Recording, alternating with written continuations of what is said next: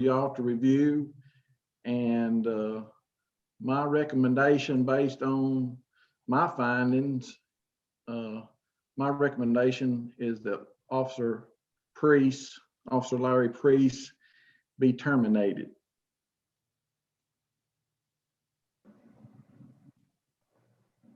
Chief, I would suggest that you give a little detail to the council. I know you've submitted some things in writing, but tell them the things that you think are the most significant reasons for your recommendation. And so we can talk about the factual allegations that are involved, because that sort of everybody hears what it is, and it gives Mr. Priest a chance to respond and the council a chance to ask you questions about it. Okay. I know it's in writing, but that's not something that anyone that would be watching this meeting or reviewing this or whatever would know what we're talking about. So I think if you just kind of go through the high points of the reasons for the disciplinary action, then we can ask the council for questions and Mr. Priest for questions. Thank you there, Mr. Bradley. The first thing that started this was on February the 12th, Officer Priest was involved in an accident at the Pleasant Grove and Austin P intersection there. Officer Priest was on duty that night, and Officer Priest and another vehicle that was driven by another individual, Officer Priest became involved in a automobile crash on that night. The Sumner County Sheriff's Department was called out to investigate the crash. Deputy Pratt was the one that came out to investigate the crash. Upon his investigation, when he arrived on the scene, and is in his narrative, as each one of y'all could read, Officer Priest was determined to be at fault in the accident there. Upon Deputy Pratt's arrival, he wrote in his statement that Officer Priest's vehicle was in the other lane of travel, therefore causing the accident. The accident cost the city, the damage that was caused to the department vehicles was roughly $2,900 to get repaired due to the damages. Officer Priest, I have a form that we fill out, and each one of them, the employee signs it, the supervisor signs it, the department head signs it, the city recorder signs it, and the mayor's signature is involved. Officer Priest, during this specific incident, was advised to abide by all Tennessee traffic rules and monitor his driving habits. And this was a verbal performance correction noticed only. That is the first one. The second one, involving Officer Larry Priest, was a written warning and a suspension. Officer Priest in this situation or this incident was written up for violating post rules, rule number 1110-02-03. What this consists of is Officer Priest is a certified officer out of Florida. Officer Priest is not a certified officer in the state of Tennessee. Officer Priest, according to the post, what the post rules is that the training sergeant and the officer that is hired by the city to become a certified Tennessee officer has got to go before post, and that that waiver has got to be awarded by the post, which the post can deny the waiver, or it can give the city or the county a waiver for that officer to be by himself until he or she attends transitional school. That is a 3-week school in which once you attend that school, if you meet all the requirements in that school, then you will become a Tennessee Post Certified Officer. At this particular incident here, Officer Priest from the former chief, once he, Sergeant Witt, which is my training officer, and Officer Priest did go to the post to try to get a waiver. From my understanding, what I read, the post did give a waiver for Officer Priest to be by himself. Then a few weeks later, Sergeant Whitty got back in contact or received an email or something from the post stating that the waiver was denied. At that point, I have a written statement from former Chief of Police Ray Amalfitano that he and Sergeant Whitty advised Officer Priest to not be by himself until he attended the transitional school. On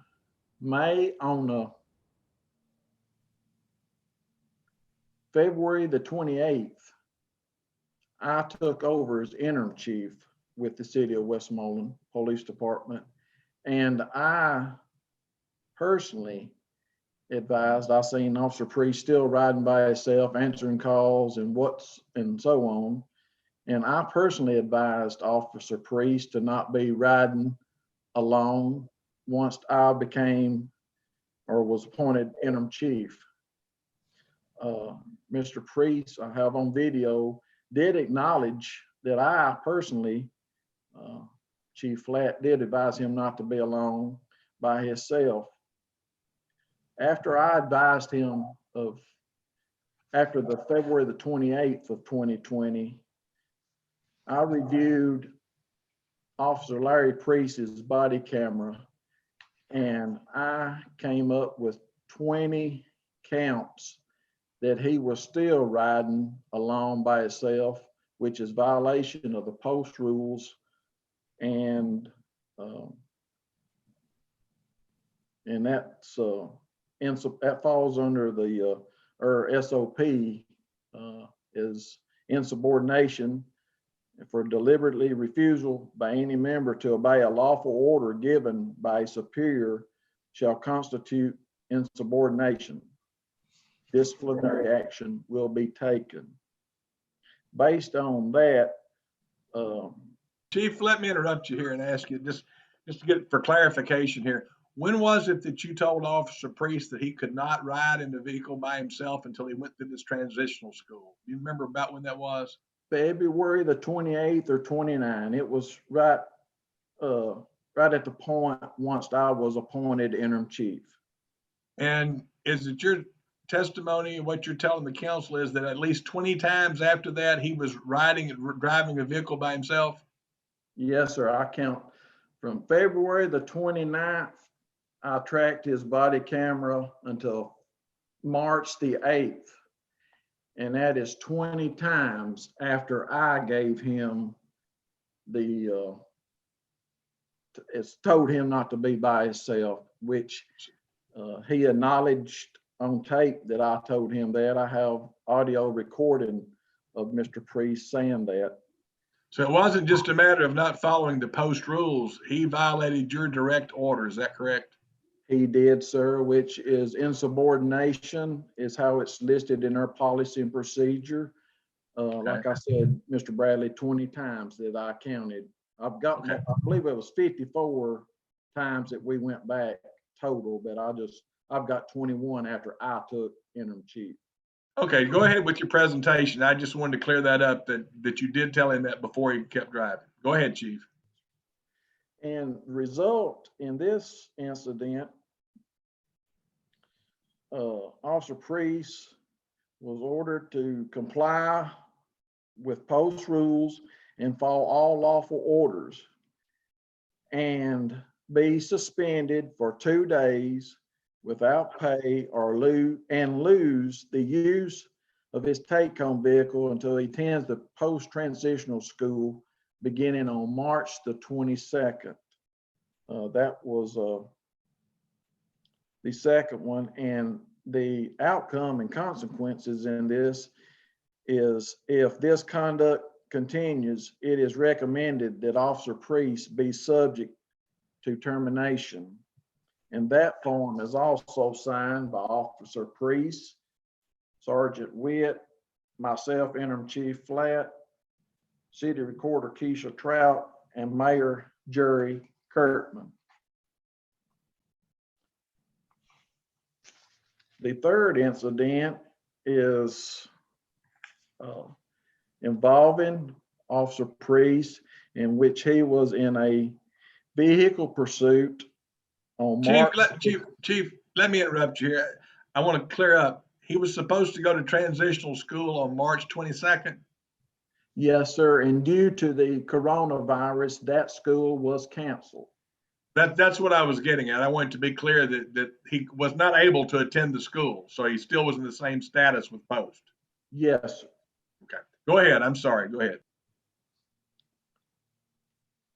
On the other, the third is involving a pursuit that happened on 3/29 of 2020.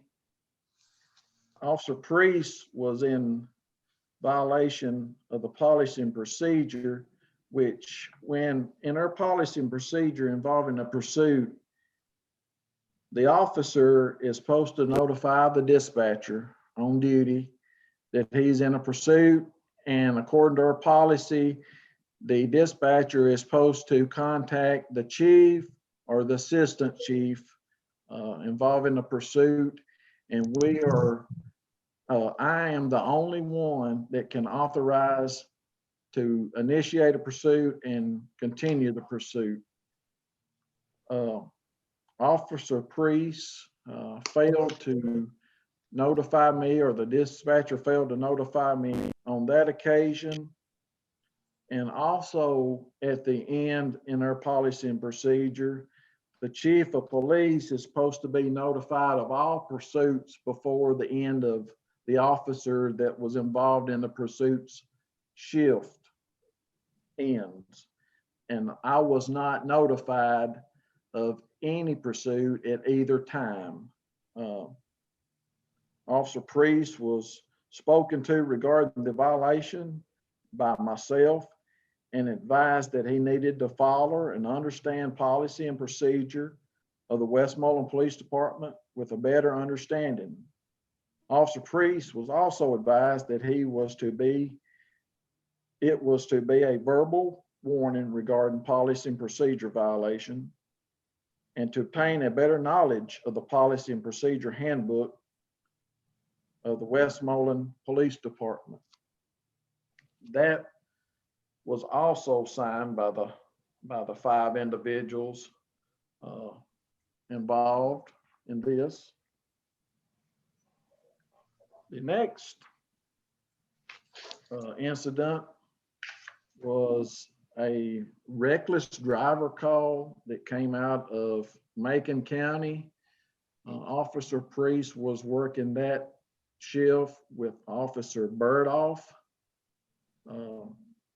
My understanding, Officer Burdoff received a call on his cell phone, to the best of my knowledge, from a Macon County dispatcher that a reckless driver, possibly a DUI driver, was coming into our city.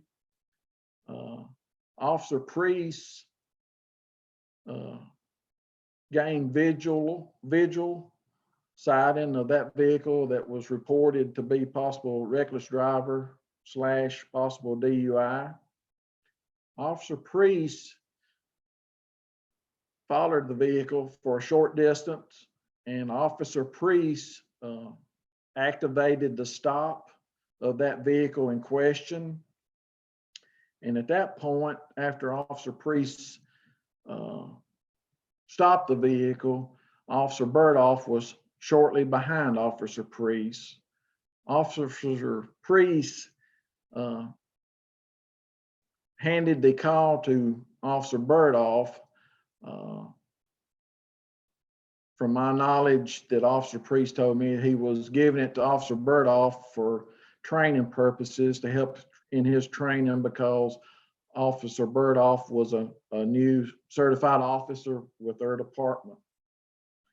The vehicle in question, the violator was driving on suspended license and also failed to have insurance on the vehicle at the time. And the vehicle was towed. Neither Officer Burdoff or Officer Priest gave that woman for a driver's license violation for driving on suspended and no insurance would have been rightful to give her a citation, and that was what would needed to occurred. But neither Officer Burdoff or Officer Priest issued any type of citation, and the vehicle was I said, once again, towed. I feel that Officer Priest's responsibility, since he was the one who made the traffic stop, was to handle the traffic stop all the way through, issuing the citations and also doing whatever he was obligated to do on that traffic stop. And Officer Priest was advised on taking responsibility for his actions when initiating and investigating or for training an officer in the proper performance of their duty. Officer Priest, from at this time, was suspended by me on April the 22nd of 2020 until the meeting that was supposed to schedule to be May the 7th, 2020 at 6 o'clock. But that meeting didn't take place, and it is taking place tonight, May the 11th. Also on that form, 5 signatures that was supposed to be on that form was also on that form and signed by those people. The final allegation and incident that was looked into concerning Officer Priest involved a ride-along with one of the ECC dispatchers. This is where occasionally or sometimes the dispatchers from the ECC or dispatch center in Gallatin come up and ride with officers of their departments or any departments within that jurisdiction or that county to see what the officers go through and get the side of the officers. And also our officers goes into their dispatch center and sort of learns the way they handle their daily activity. On this particular ride-along, it was brought to my attention that Officer Priest had placed his hand on the dispatcher that was in this ride-along, and to this day, I don't know what happened that caused her to leave the ride-along early. There was some things that was written out in her email that I was sent that no person is going to know about another person or say that a person has said something unless that person has said something to that fact that she wrote in her email. In her email, Chief, if I can ask you a question here. You had suspended him on April 22nd. So What was the date of this ride along with the dispatcher? I'm a little confused about when that actually happened. From my knowledge, it was somewhere in January. They was uh, somewhere in late January or February, Mr. Bradley. So is this something, you found out after you suspended the officer? No, sir.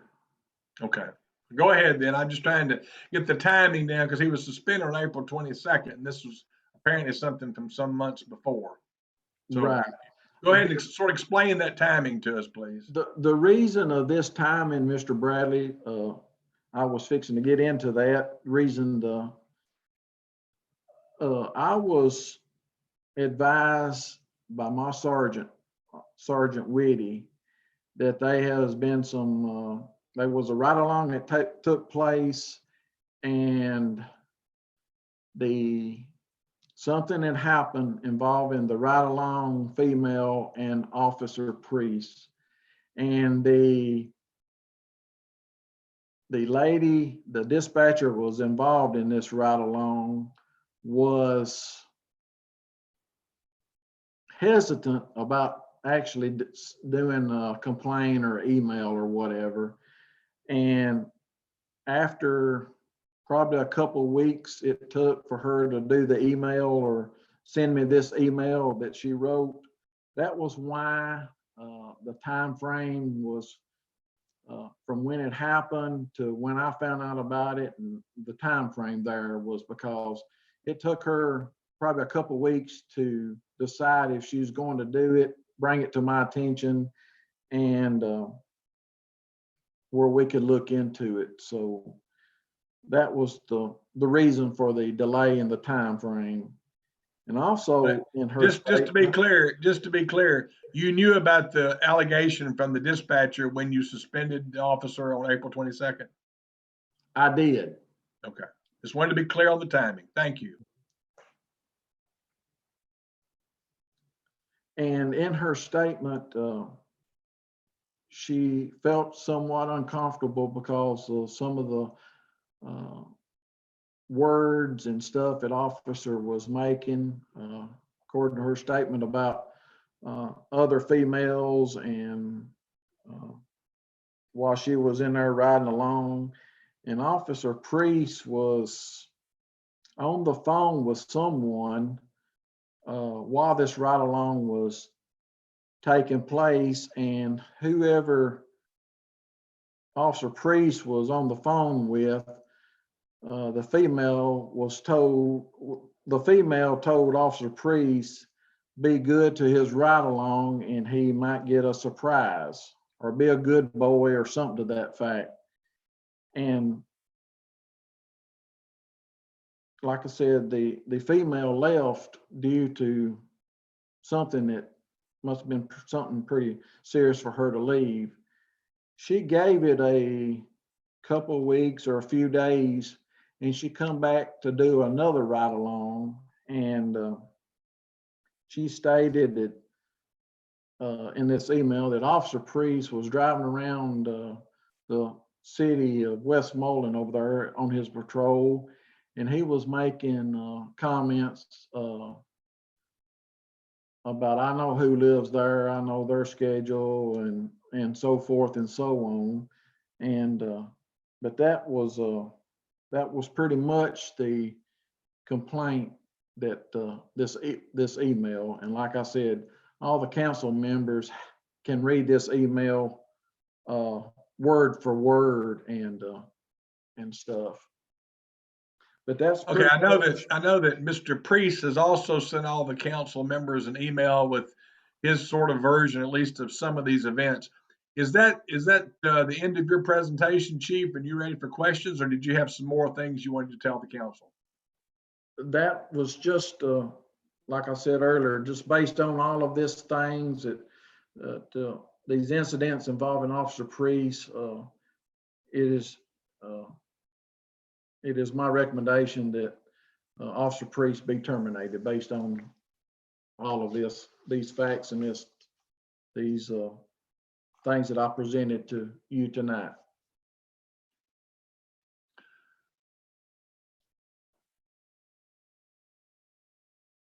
I would suggest that before the council asks questions of the chief, that we ask Mr. Priest if he wants to ask him any questions, not making statements, but just if he's got any questions for Chief Flatt having to do with the presentation he just made. Mr. Priest, do you have any questions for the chief?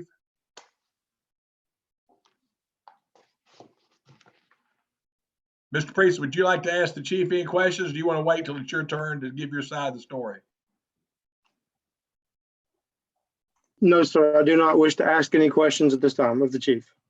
Okay. All right, then. Now it's to the council. Anybody on the council that wants to ask questions of the chief? He's had sort of a lengthy presentation. I know it's a lot to take in.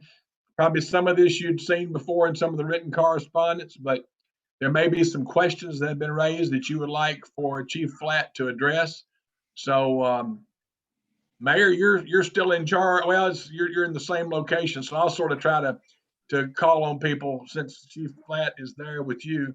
If anyone is there anyone like to ask a question? Mr. Bennell. Yeah, how many females was involved in these incidents?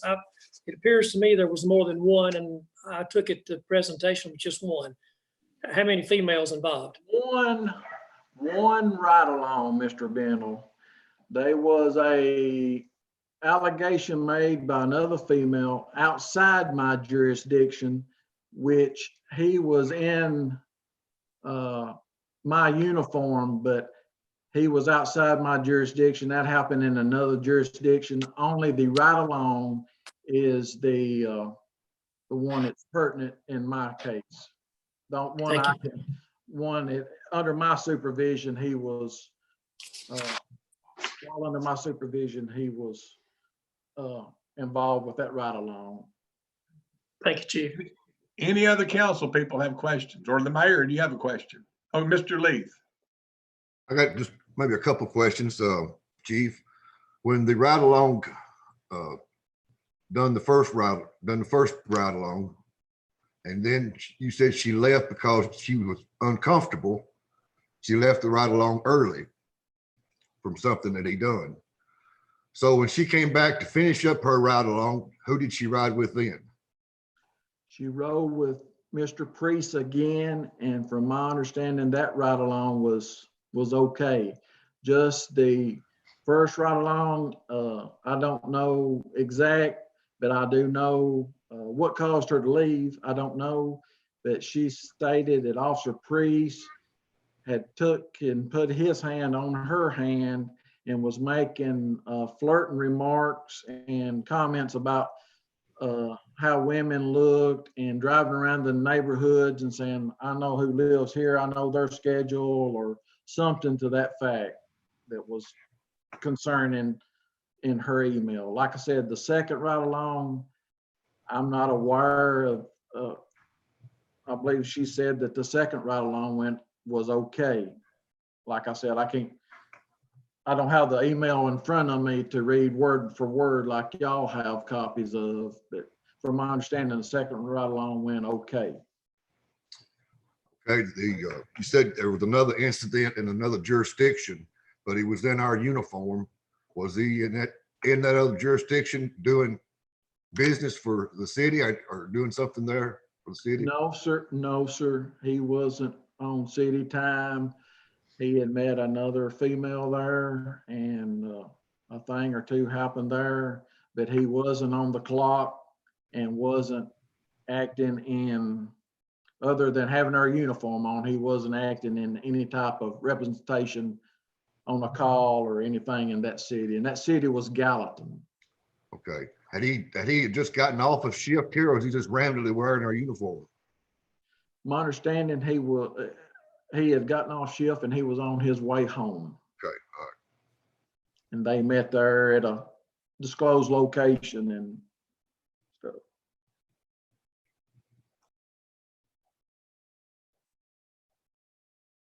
Anybody else have a question for the chief?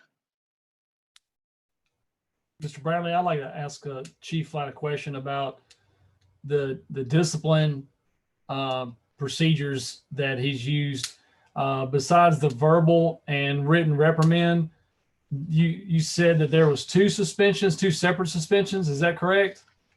Yes, sir. I suspended him one time for 2 days. And also the second time was the suspension on April the 22nd until May the 7th, when we were supposed to have our special call meeting, which it was canceled until tonight, Mr. Brown. Thank you. Anyone else have questions before we hear from Mr. Priest? Mayor, do you have any questions? No, sir. Okay. All right, Mr. Priest, you've got the floor.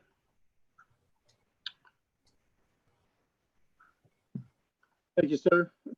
Council, first of all, I'd like to say I apologize for having to meet y'all this way. Yeah, I can do this one of two ways, chronologically or not. The ride along in question that Chief Flatt is saying something about happened back, I believe, on January 17th. And the dispatcher, Danielle Johnson, came in, rode with me. And the person I was actually on the phone with was my girlfriend I was living with at the time.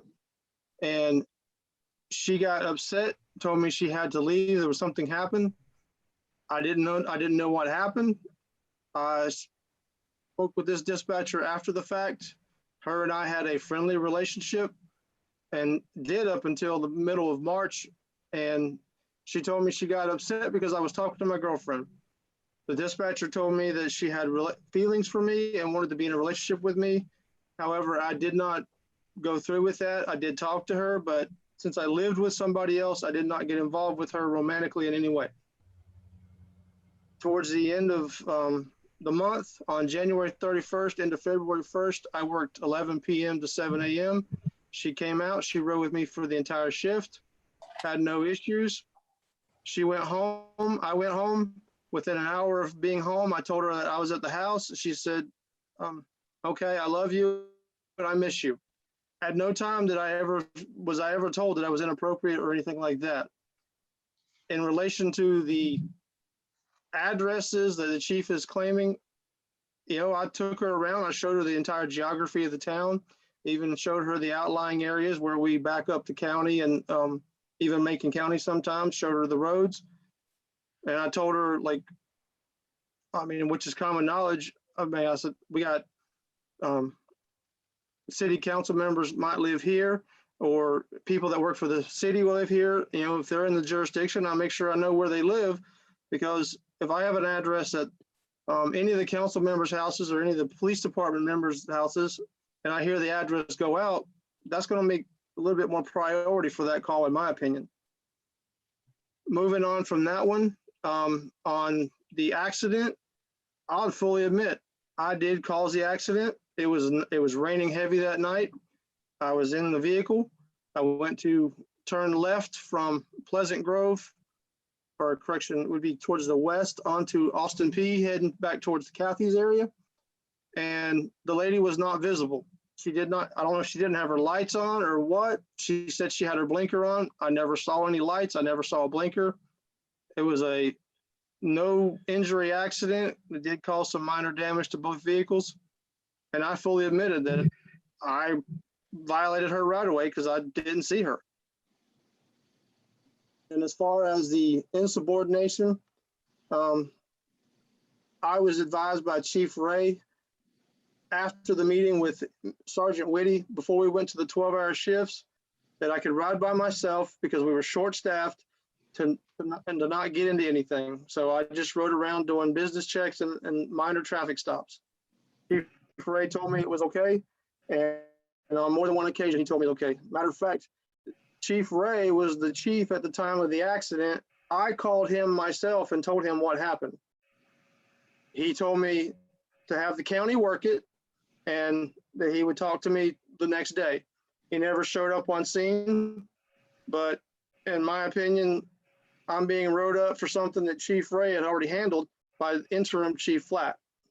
That's my opinion. The insubordination part, there's more to that story. I've actually, since all this came about, I've checked with Post and I've checked with other agencies, and If you are a basic recruit that has to attend the basic academy, you are not allowed to ride by yourself. If you are previously certified or certified from another state, they give you permission to ride by yourself. At no time was any documentation presented by Sergeant Whitty that I was never allowed to be by myself. When Chief Ray told me it was okay, I went with what Chief Ray told me.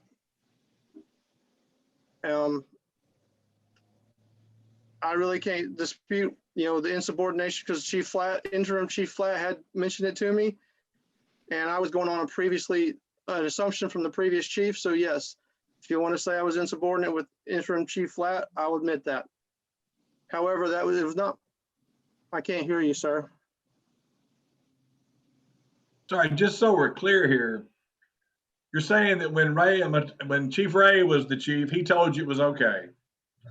But that when Chief Flatt became interim chief, he told you not to ride alone anymore. Is that basically what you're saying? Yes, sir. Yet you continued to ride alone, even though you knew he was the interim chief. For maybe 4 days until all this came about and I was placed in a vehicle with other officers. Yes. And at that time, you knew what the chief's order was. Is that correct? Yes, sir, I did. Tell the council why you just ignored what he told you. Because I was going under the assumption that it was okay because we were short-staffed. So we went from having 2 officers on duty to 1 unit with 2 officers riding around at that point. But by your own admission, apologize. though, that was certainly insubordination.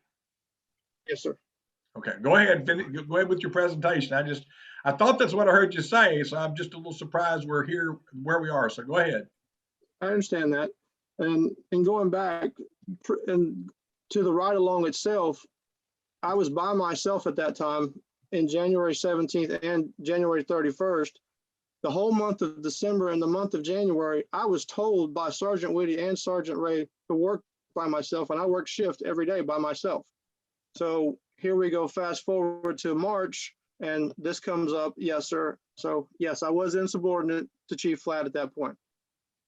I was reprimanded for it. I took my punishment, and then the pandemic, virus, whatever you want to call it, hit, and post suspended all their rules by the governor's mandate, and they told me I could ride by myself at that point, which from that point forward, I did ride by myself, like 3 days after I was suspended.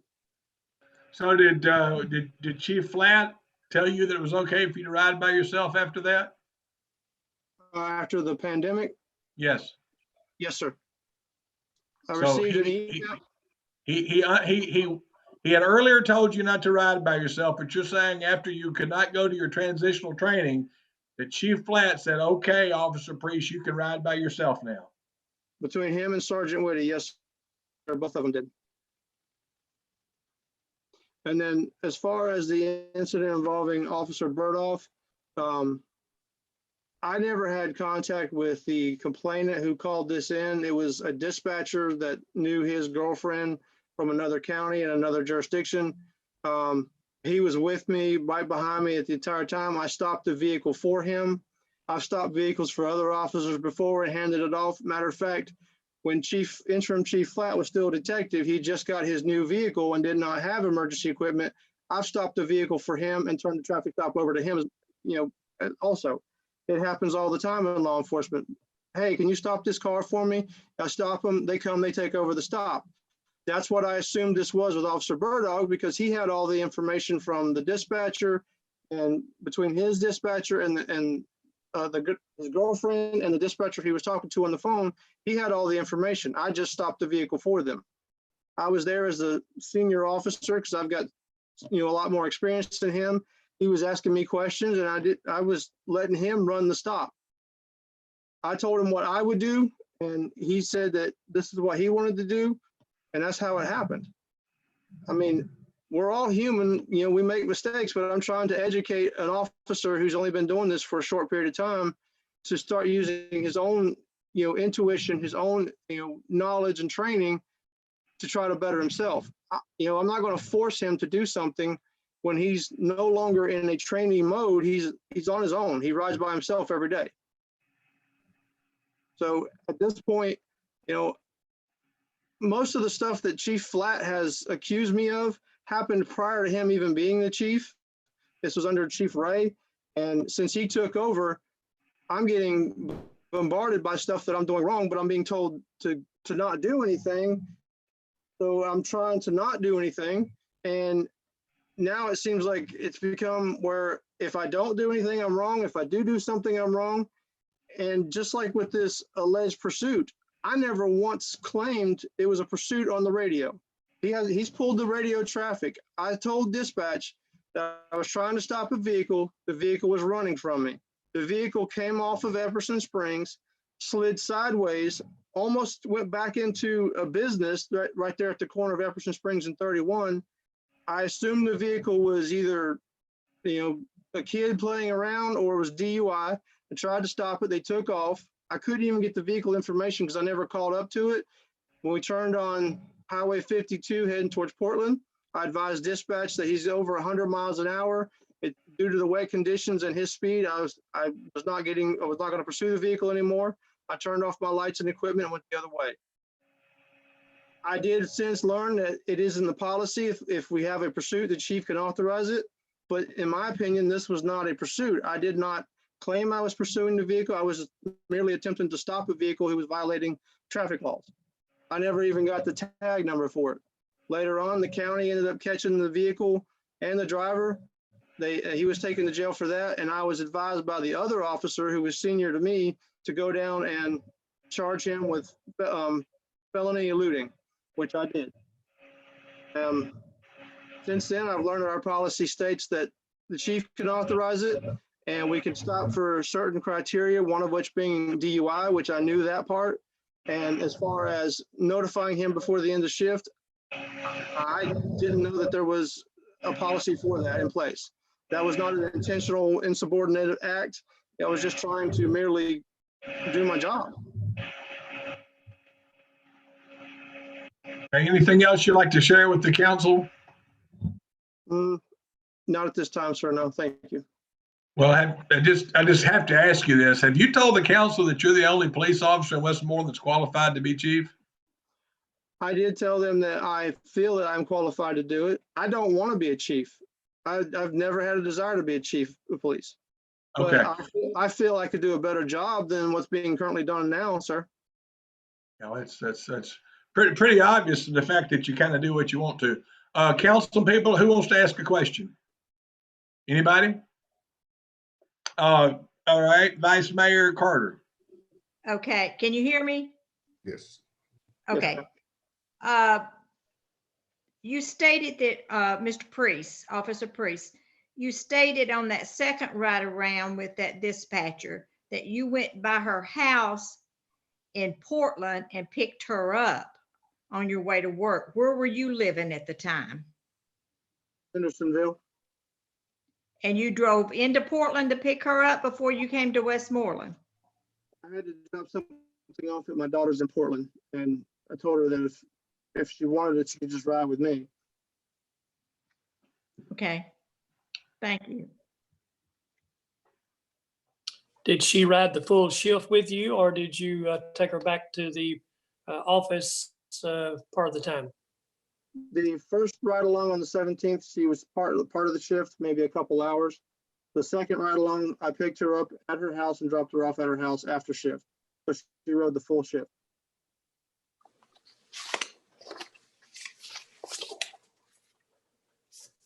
Any other questions? Chief Flatt, Chief Flatt, do you have any questions you'd like to ask?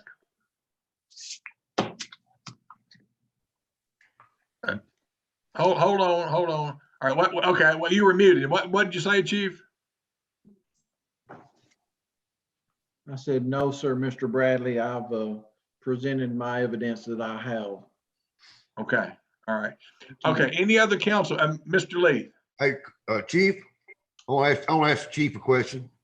All right, Chief, back up to you. All right, sir. Go ahead, Mr. Lee. Did you, when this pandemic started, did you give him permission to ride by himself?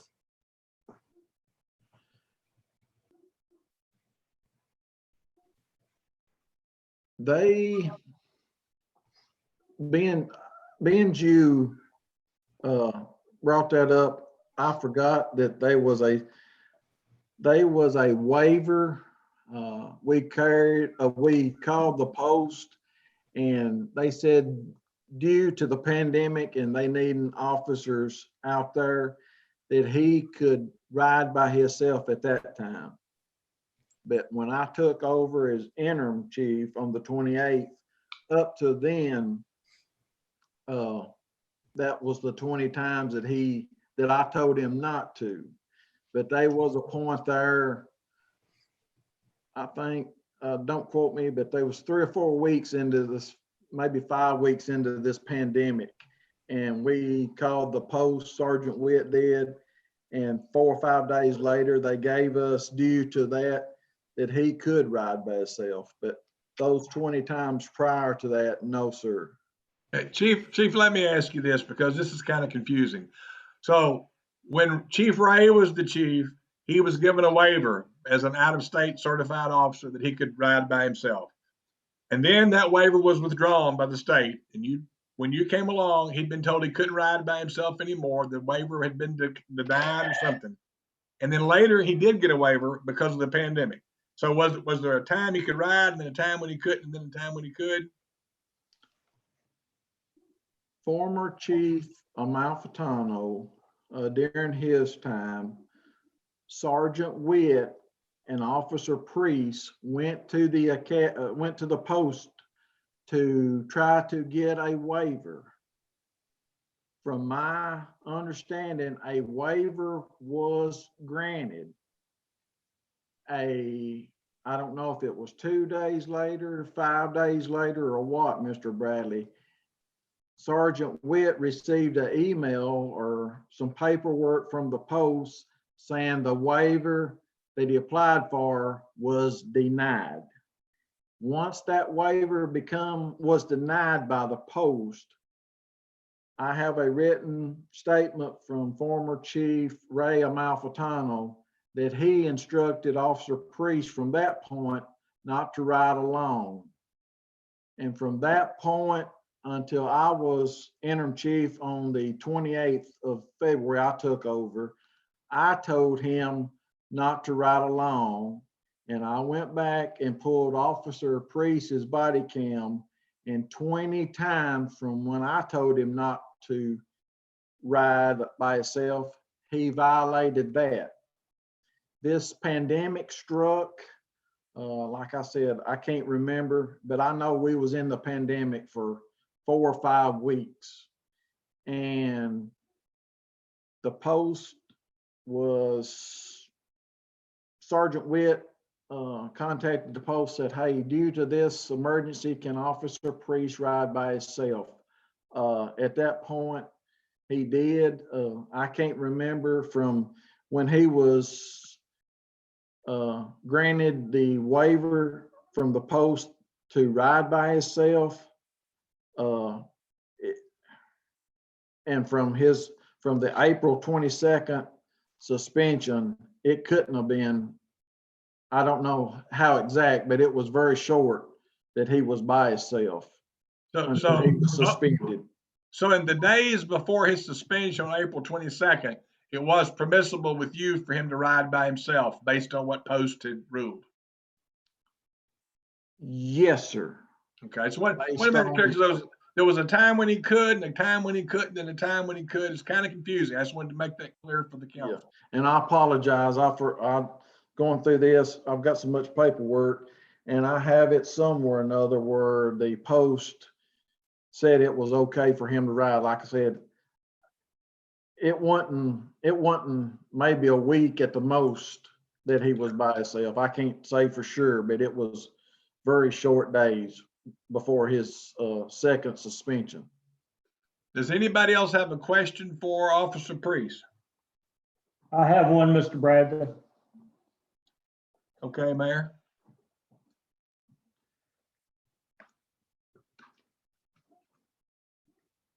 Okay, let me okay, now, Mr. Priest, I may be speaking out of turn here, but as the mayor, I'm definitely concerned about everything that happens with any of my officers that are out in the community. Chief Flatt said that this happened outside of his jurisdiction, so it was not anything that was that he was willing to discuss. But in reading this email, and not sure if you have a copy of the email, if one was forwarded to you or just for council members. It's about a person from the ECC that was on lunch break. And in her statement, she said that you had asked her for a hug and she was standing outside of your vehicle and you was in uniform and in a police car. And that you attempted to turn and kiss her.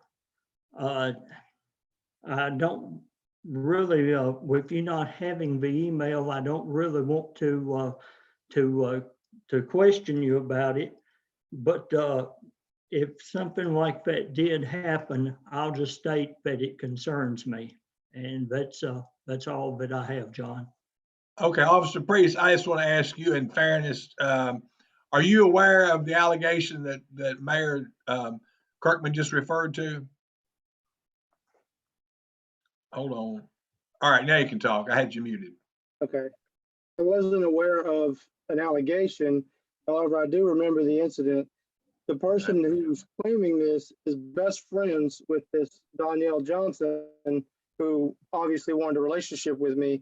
And I met her, she came by the police department and she told me about some of her history and stuff. I never once tried to kiss her. I was not in a patrol car. I was in my personal vehicle at the time because I did not even have the ability to take my patrol vehicle home until December 19th, which was my 90-day period by the city's own policy. And I hug people all the time in uniform. If they ask me for a hug. Just for clarity. So you're saying that this event that the mayor made the statement about happened last year? This happened somewhere probably November or earlier than that. I don't remember the exact date. Okay. All right. Anything else, Mayor? Yeah, the date on the email is April the 15th is what my concern was. Okay. Can I say something to Sure. that? Go ahead. Okay, so the Danielle Johnson, the dispatcher, was wanting to be in a relationship with me, and we talked for a period of over 2 months. During that time period, I determined that I did not want to be in a relationship with her. Plus, I was still living with my ex at the time. I have since moved out. I have developed a different relationship with somebody else, and it's very funny that all these allegations came in after that incident, and the ride-along itself was 70 plus days prior to the email that she wrote about this alleged inappropriate behavior. When I remember when she rode with me, she grabbed my hand and wanted to hold my hand during the shift. So I don't understand how I was inappropriate until 75 days after the fact. Anything else you'd like to share with the council or any other questions for Officer Priest from the council? Mr. Bennell? Yeah, what's your relationship with the women at Sudden Service? There were some allegations made in there about the way you flirted with those people. Like the employees that work there? Yes, and had them fix you food or whatever. They fix food for everybody in there. Like even the chief and every other officer goes by there and gets food throughout the shift. I'm friendly. I don't flirt with them. The manager, Melinda, she flirts all the time, but I keep it very professional, and I've given her a hug. Like she'll come up and give me a hug. I've had several of them try to give me hugs in there. I try to be a friendly person when I'm in uniform and not, be standoffish. And almost every one of the employees that work there have told me that I'm one of the officers they like, that I'm very friendly with them, and I check on them throughout the shift. When we were working the 12-hour shifts and the store was open, there's nowhere else to go at 2 o'clock in the morning besides MAPCO, and they don't have food there. They actually cook food at Sudden Service. And I would stop in there, and Abby's the one that primarily worked the night shift, and she would say, "What do you want tonight?" I'd be like, potato wedges, or, you know, an egg sandwich, whatever she wanted to cook, or whatever I wanted, she would cook for me. And they would make fresh tea and stuff throughout the night, coffee, whatever we needed. We go by there and check on them, because it's one person working there all by themselves at night. So we would stop in, use the bathroom, purchase items throughout the night, but nothing inappropriate has ever happened while I was on duty. Any other questions, Mr. Bennell? No, sir. Any other council people have questions? All right, well, Chief, why don't we let Chief Flatt make just some final statement of what he would like the council to do, and then the council will enter into deliberations to decide what action, if any, to take.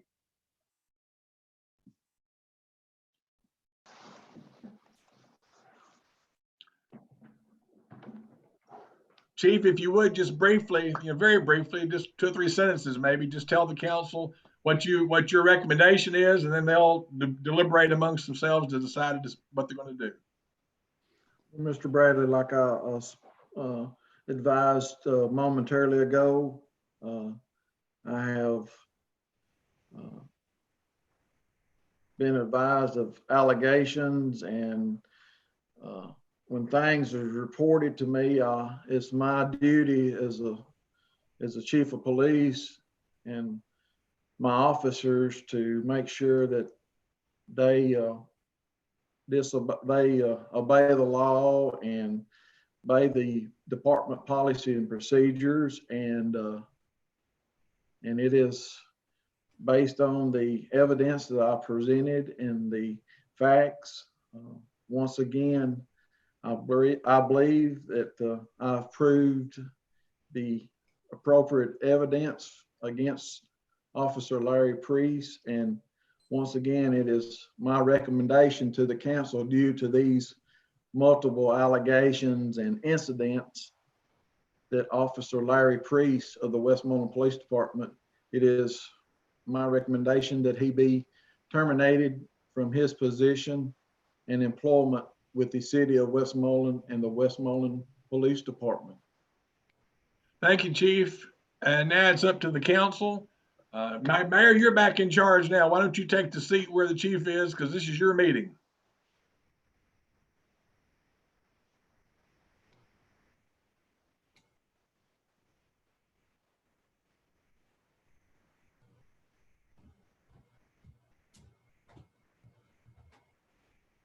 Okay, Mayor, you were muted. I've got you unmuted now, so if you said something, say it again. Oh, okay. Thank you, Mr. Bradley.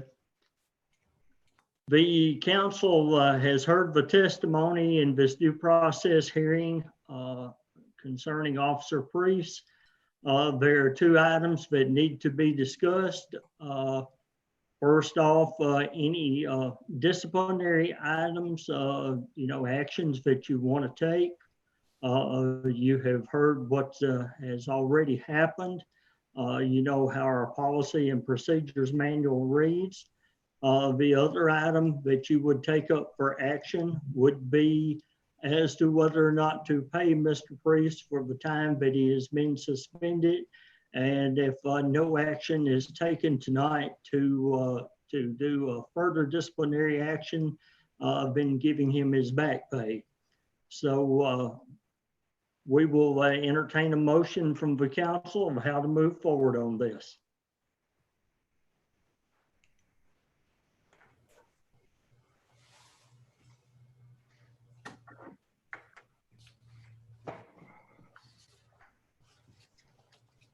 Mr. Mayor, I'll make a motion so we can get started talking to go with Chief Flatt's recommendation and terminate employment. I'll second that.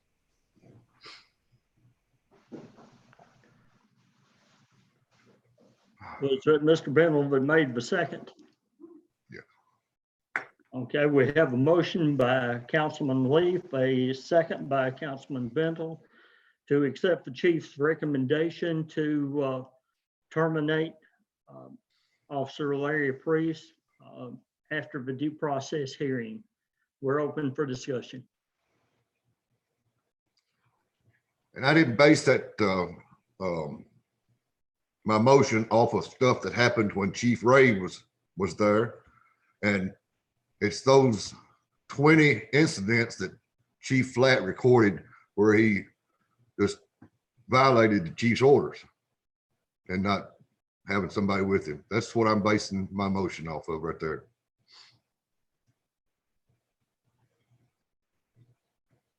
Any further comments? Yes, I got one, Mr. Mayor. Since part of the action that you mentioned is concerning the Officer Priest's pay, when could you repeat again, when was he suspended without pay and for how long? April the 22nd until today. Okay, that date, Councilman Brown, would be April the 22nd until today. So he has been suspended without pay through April 22nd until today's date, correct? That is correct. And it only the council can suspend with pay or without pay. The supervisor or the mayor can only do the suspension. So it will be up to the council now if this motion falls through, then to decide. I know we've had lots of discussion in the past about pay during suspension. And a lot of that has to do if there's an investigation going forward with this particular item. The investigation had been completed, but it will be totally up to the council as how you want to proceed with it. Thank you. And that would be taken up as a separate item in the next motion. Okay, thank you. Well, I do also want to add that I do believe Chief Flatt has been very thorough with his documentation of Officer Priest. He's had a concern for some time. The allegations border on the line of unprofessionalism. I will be honest and speak of that because anytime that you're in uniform and you're constantly being looked at as an example of a community, as an educator, I know for one how important it is to always have you're always in the public eye and you're always being sought after to make sure that you're not making mistakes. And if you are, they will surely find those mistakes. And so, but what I really applaud Officer Flatt for doing is being consistent in a manner that is showing that his documentation has levels. It's not just a suspension. It's a beginning stage where the consequence is not as strenuous, but it builds up to a consequence that is more strenuous at the end, just like any discipline procedure should partake in. So I just want to point that out, that it seems like he has done his due diligence in documenting the concerns that he's had for his department concerning Officer Priest.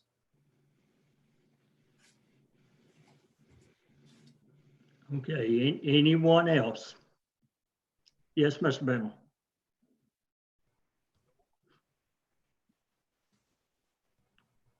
You're muted, Tony.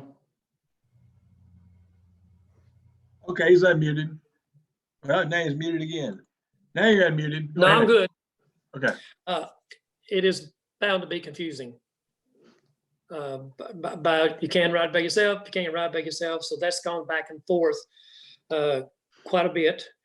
some of the things don't weigh hardly as heavy. I go along what Doug says, professionalism and the standard that you need to hold yourself to.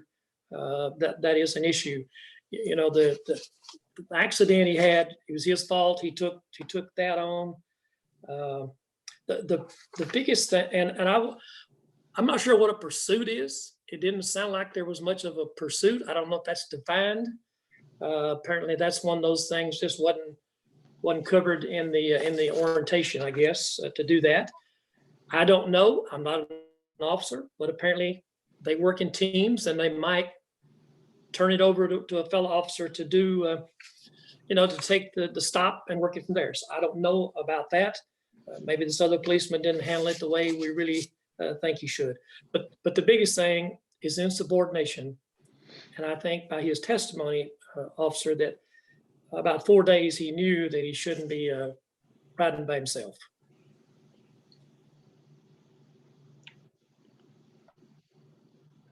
Ms. Freda?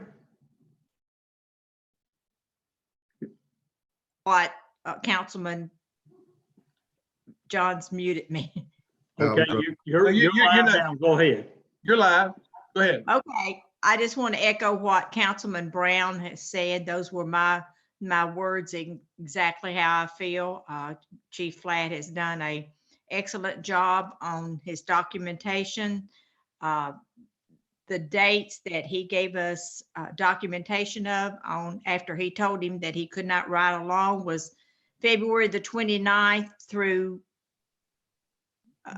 March the 8th, 20 different times. So I don't know what the date was that Post gave him authority that he could, since there was a shortage during the virus time. So that's how I feel.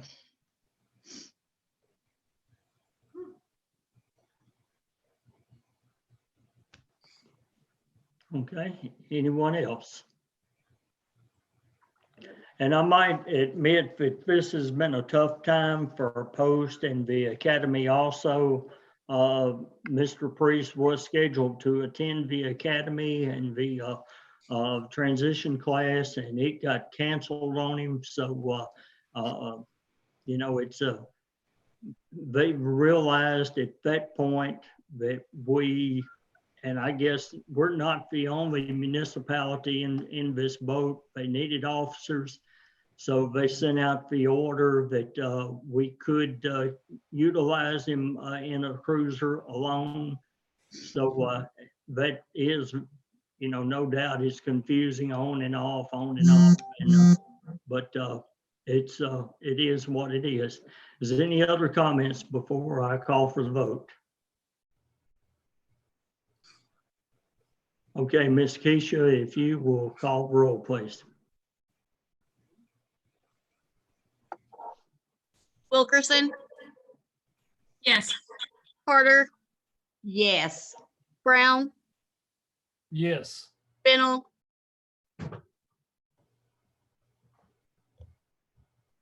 Yes. Leith. Yes. Let the record reflect that the motion carries unanimously, that the termination, suspension and termination will hold. The next item that we need to discuss is the fact of back pay for Officer Priest during his suspension.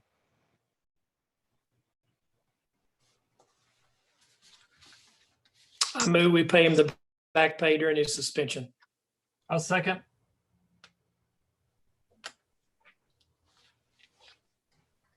We have a motion by Councilman Bentel, a second by Councilman Brown to pay Officer Priest for his the back pay during his suspension. We're open for discussion. He did not state in his motion, but would that be 40-hour week? I would suppose so. I'm thinking, that was my thinking process. Okay.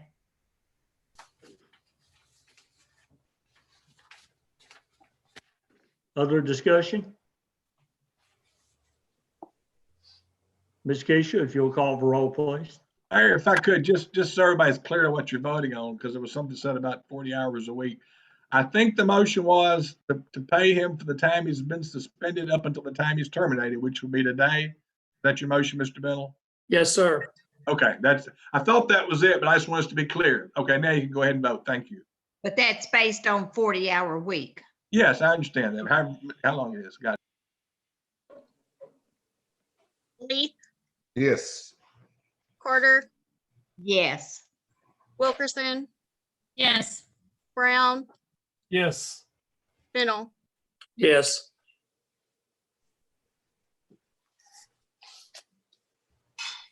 Let the record reflect that the motion carries unanimously. That is all that's on our special called agenda tonight. So I will adjourn this meeting at 6:14 PM. We will now start with our work study session. John, do you need to regroup as far as what you have on that end? No, I just think it's recording live on YouTube. You've adjourned one meeting. I don't know that you voted to adjourn it. Why don't you vote to adjourn the other one, then call the second one to order? Okay, Everything's supposed to be done by roll call vote, so vote to adjourn it. I make a motion to adjourn our special call meeting on Officer Priest. Second. have a motion by Councilwoman Carter, a second by Councilman Benzel to adjourn the special call meeting. Ms. Keisha, if you'll call the roll. Leith, Yes.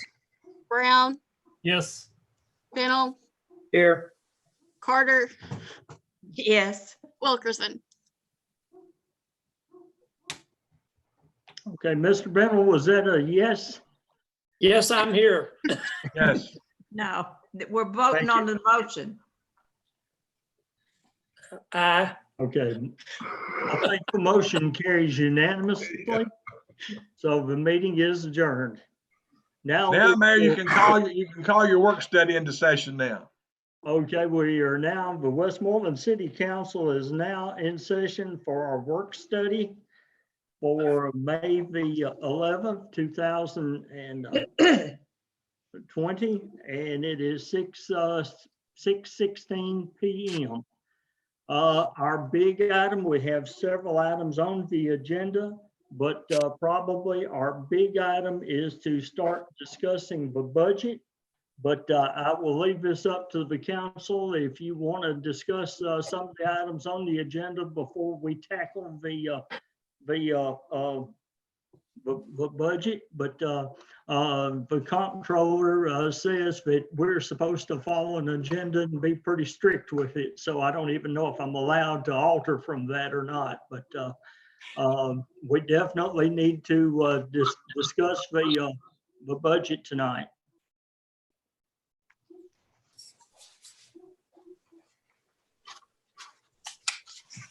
Ms. Frida, would you like to lead off? What, on the budget? Yes. Well, On the proposed, but we have gotten together and worked on the proposed budget. I think everyone has a copy of it. Aaron, did you get a copy? I have not received a copy, no, sir. Oh, okay. Chief Flatt, did you get a copy? Okay, it looks like the department heads didn't get the copy of the first version that went out. So I know the only additions that I know of that have been requested since that budget went out. Aaron has requested an additional 48,000 be put into his for a mini excavator. And when I last spoke with him, he just had one bid on state contract and he didn't have others at that point.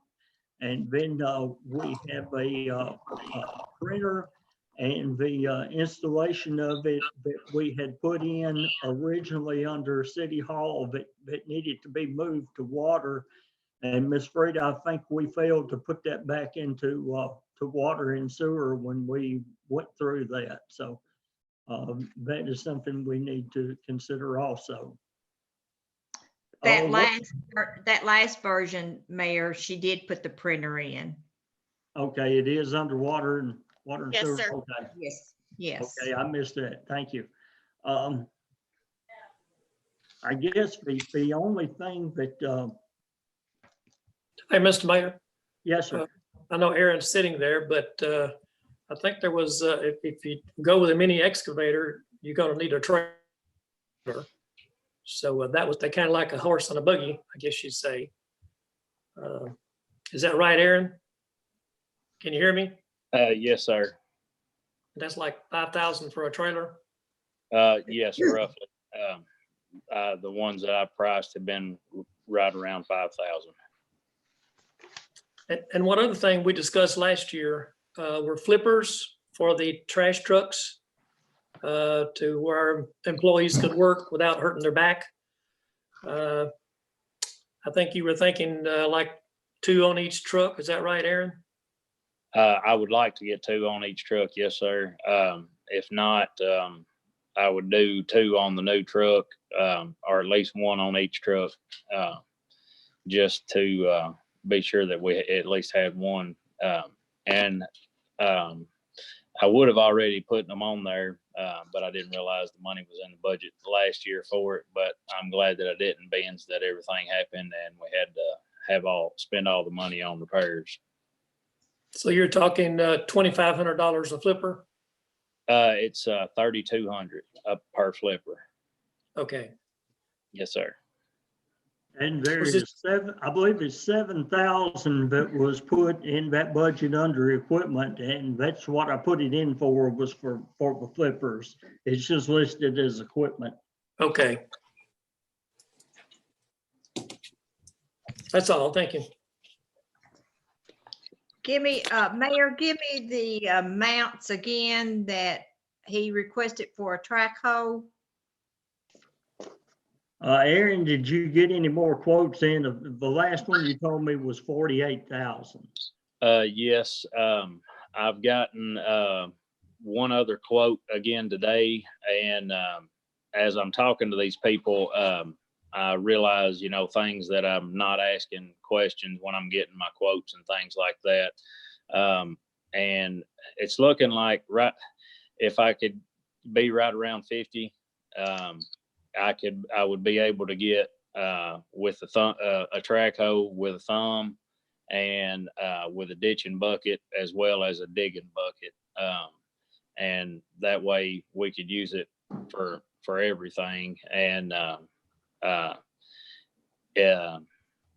then it would just be around 5,000 for a trailer. But the 2 pieces of equipment that I've gotten a bid on were both John Deere's, and they're both on state contracts, but they're both coming in at different prices. And I didn't have a chance today to contact the guys to see why the difference in price, being that they were both state contracts. I didn't get the last bid until just a little bit ago, right before I left the shop.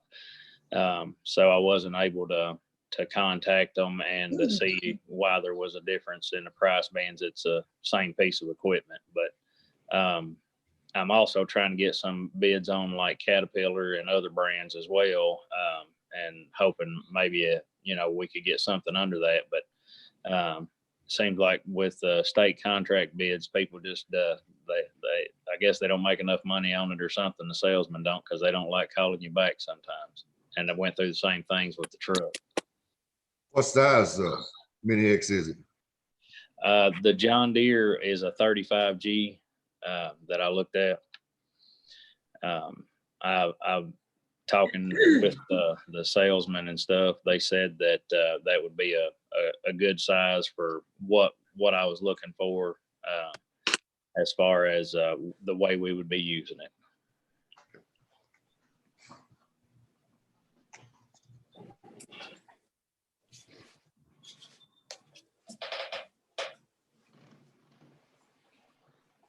Okay.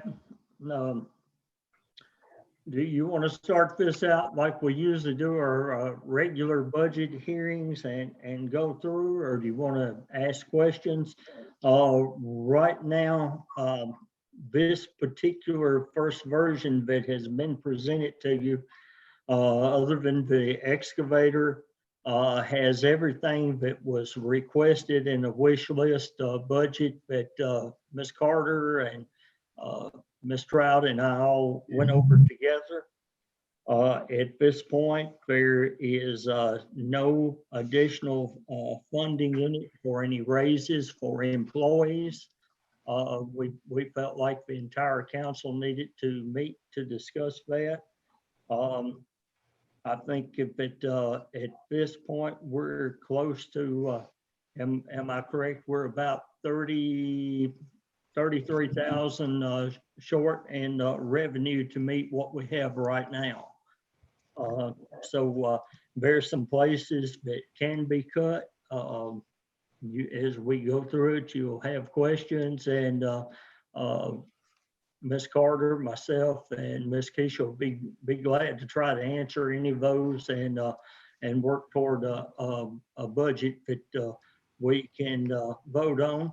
It has to have 2 readings before June the 30th. And what we will do, if we can't come up with one to vote on at our regular meeting in May, then we'll have to call 2 meetings in June to vote on the budget. And there has to be so many days with it advertised in the meantime. So we're open for discussion. Mayor, my process, I don't know what everybody else has done, but I've been through the budget. I don't question every line item. I basically don't understand. Some may have gone up or down. I don't know how the other council did it, but I think we'll have to just do like we've previously done. Just start down the list, and somebody's got a question, we'll address it, or y'all can address it, or whatever. Okay.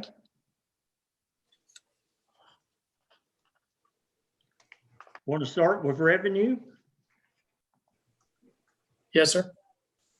Okay. As you head down your list there, of course, the first thing that we don't know is for prior year fund balance. You know, we can take we can make a stab at a guess at this point, but as we get closer into June, we'll probably know more about what that fund balance will be. Do you have any items in particular? I know we sent out the letters from the comptroller and from MTAS that was showing the amounts of revenue and how much cuts that is being expected in the coming year. And what I did for my numbers, I pretty much used 11% because most of the numbers were from 10 to 13%. And I used 11% for those pretty much across the board. The only one that really doesn't have that is under revenue 31611, the county sales tax. If you use that number on it, it would put it at about 430,000. So at this point, Ms. Freda and Ms. Keisha and myself, when I say something about the numbers, all three of us agreed that this was the numbers that we could live with and possibly, you know, 460,000 is a long way from 430,000, but it's a long way from 480,000 also. So I'll just say they're kind of in between. I know a lot of entities right now are looking at some pretty serious budget cuts as they have been asked to do.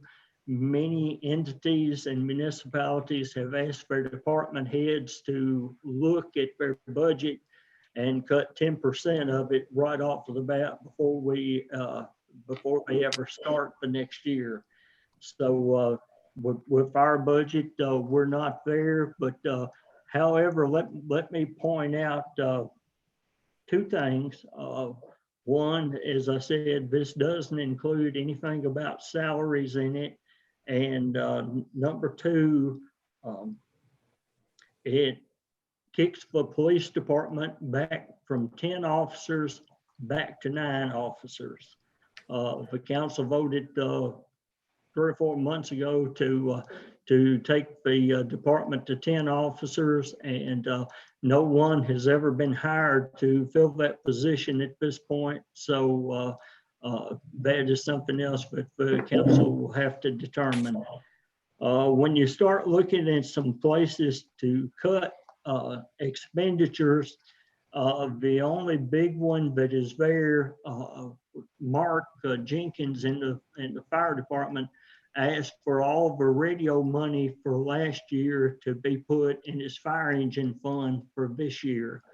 So there's a pretty good chunk of change right there. Of course, the fire engines are very expensive, and that's something that the council will have to look at and decide if they want to leave a lot of these things in it. And some of them also left radio expenses in, just in case. I don't know how many of it.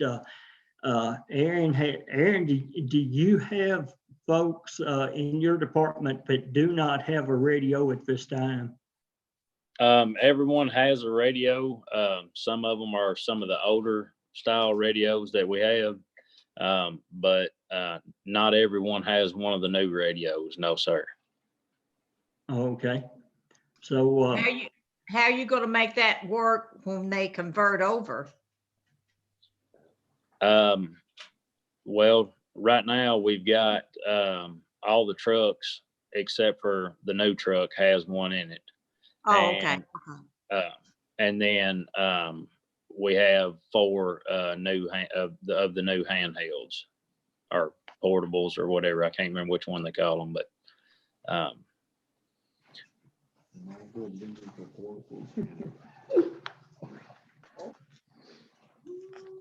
okay, so I have some extra money that was put in that can possibly use to as a cut to bring it more in line, but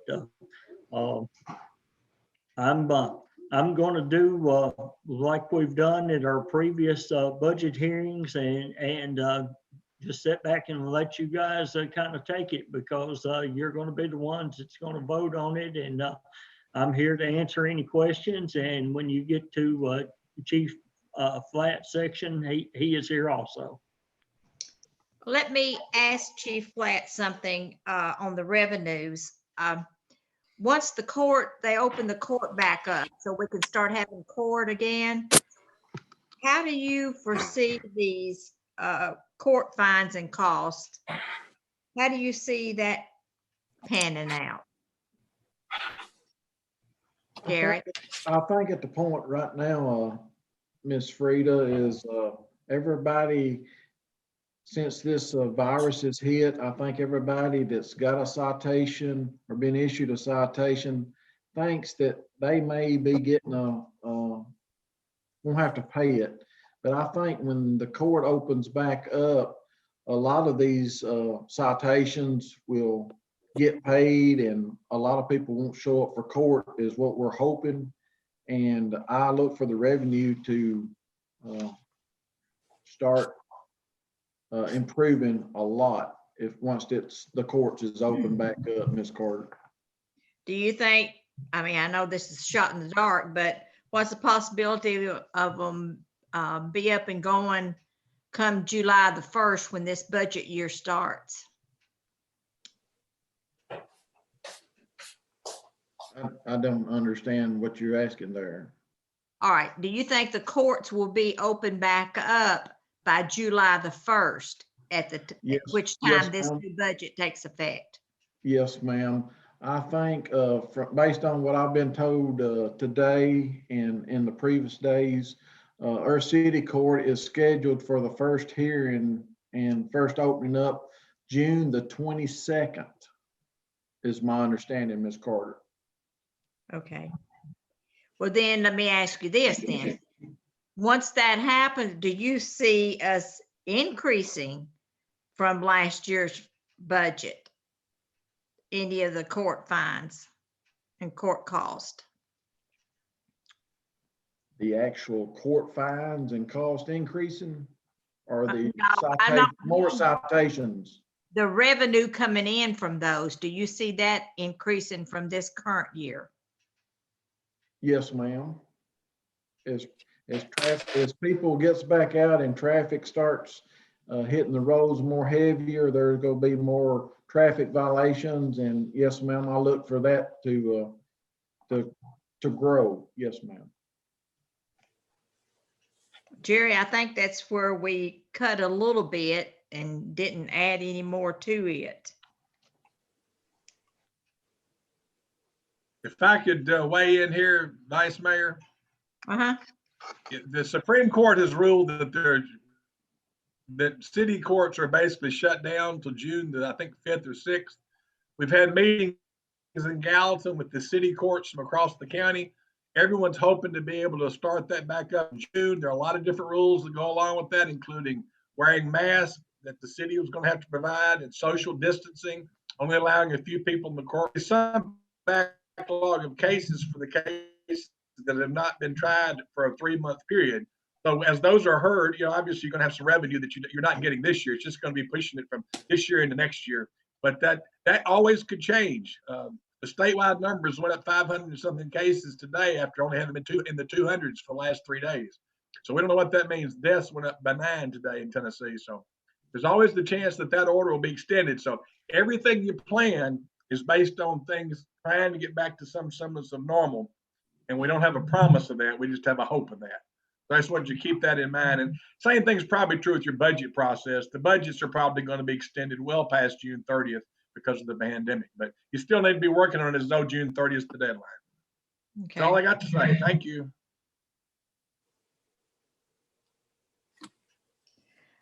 Mayor, that may be where we can increase some revenues there to support this 33,000 that we're short at the present.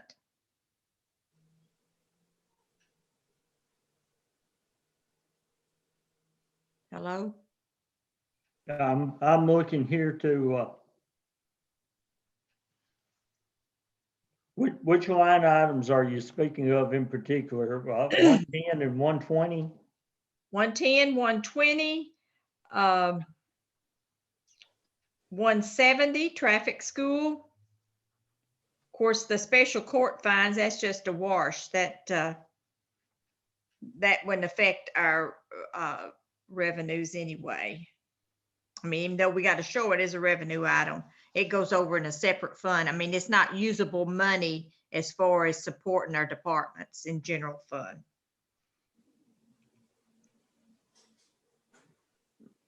Okay, on 110, for the previous 2 years, you were 35,000, and we're down 1,000 now. Let me get over here in mother sheets. How much are you proposing that we would increase those? Well, in the fiscal year 18-19, we exceeded our revenues in the city court cost, line item 35-120. We exceeded it by 15,000. We had budgeted 90 and we came in at 105.4. And we exceeded the 110 item by about 2,500. And traffic school 170 was exceeded by 10,000. That was in year 18-19.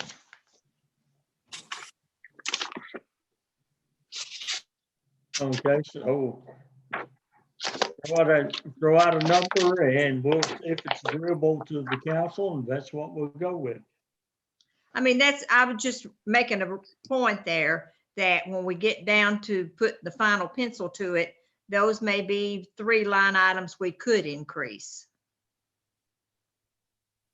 I mean, I know it's a shot in the dark because we don't know, We don't know how many citations going to be written. We don't know how the payment history is going to be, but we could play with that just a little bit. Well, if you take the number we've spent this year, if you extrapolate it to the year end, you're probably talking in item 110, 37,000.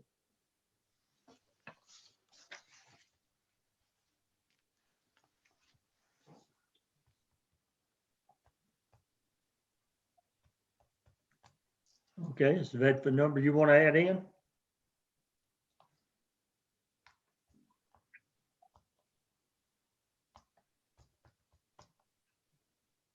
It sounds good to me, but I'd like somebody else to say yay or nay.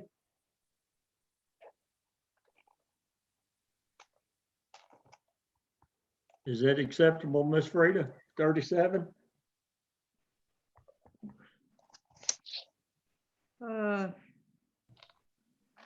I think it's a possibility. I think 120 would be our better bet to increase more. Let's see.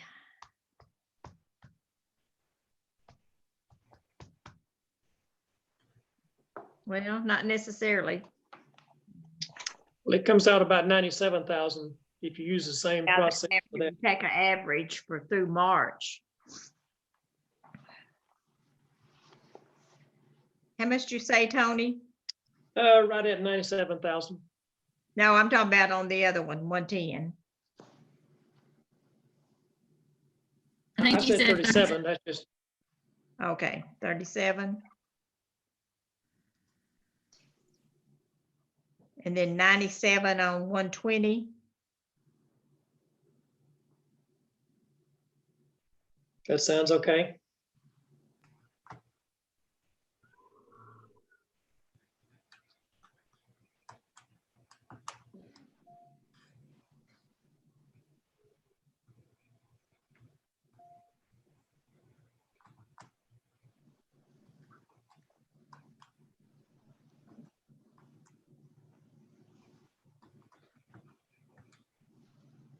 What's your ideas on 35, 160? Ooh, Is that just a wash? Is that pass through money? no, not the county court fines. Remember when we talked about that the other day? That's based on the general sessions court. And we never know when those cases are coming up, and sometimes they can be extended for a period of time. We just have to take the amount that the county court sends us less their fee that they get. And you never think know, Keisha, you never know what those checks are each week, each month either, do you? No, ma'am. I think that's a pretty good number, really, based on what we've done this year thus far.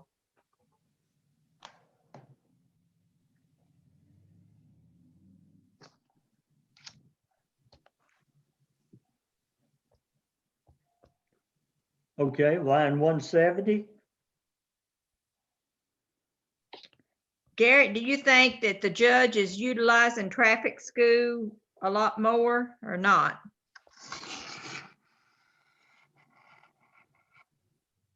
Utilizing traffic school, Mm-hmm. there seems to be quite a few that attends traffic school. There's usually, I'd say 10. I have been up there a time or two where there'd be 17 or 18 in driving school. It would be better financially if driving school could, the numbers there, and get less driving school and more revenue in through the guilty citations versus the driving school. I know we get $90 per person, and that the city keeps all of that. Keeps all the $90. Right.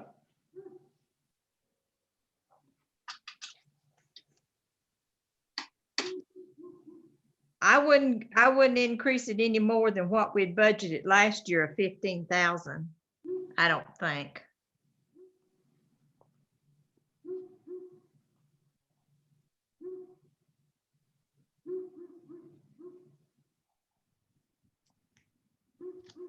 Okay,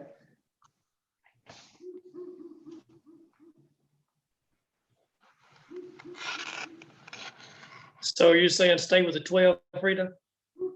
I wouldn't make it any higher. You don't think we could go to 15? No, ma'am. And maybe we had some problems this year with teaching the class or whatever, I don't know, but I think 12 would be a good number based on our performance.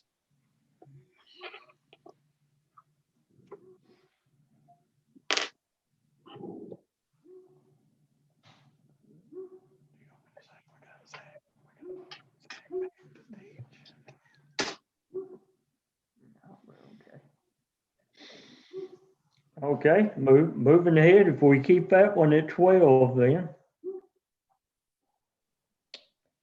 So we've only gained 6,000 in revenues, so that means expenditures is gonna have to be cut to even meet the budget as it is now. Is that how you see it, Jerry? Yes, ma'am. I'd like to back up a little farther on the page before we leave that page. I got 2 or 3 questions, and y'all may know why. I just, for example, county sales tax. You've got that at 460,000. And I just don't know. That might be a little high based on our performance and based on the economy getting rolling again. As I was saying earlier, if I use the comptroller's numbers, that would have been right at 430,000. I think the actual calculated number was 428,000. So we're gonna leave it at 460 for now.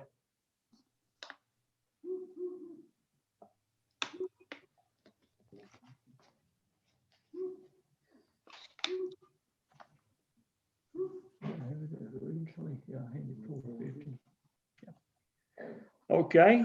All right, I got just 2 or 3 more. I want to just, 800 business tax. You've got 23,000 and we've only taken in about 10,000. Well, we'll take in 10,000 if we continue the same path. And again, That's based on I didn't mean to interrupt you, but the businesses are in certain classes and Yeah. the majority of that revenue comes in the month of April. They have to file for April and we usually get it in May or June. Okay, all right. Because most of our businesses in Westmoreland is under that particular class that their taxes are due in the end of April. See what I'm saying? Their business Right. tax. So we That's wouldn't see the effect of that until May or possibly June. Okay. That's probably true with the cable TV. It'll come in a little Yeah. bit later. Okay. Yes, yes. Why did we drop building permits so much? On building permits, I put that in with the assumption that you're going to negotiate and contract with Sumner County to take that over. And they are going to receive all building permit fees if that happens. Okay, thank you. That's basically our payment for a building inspector.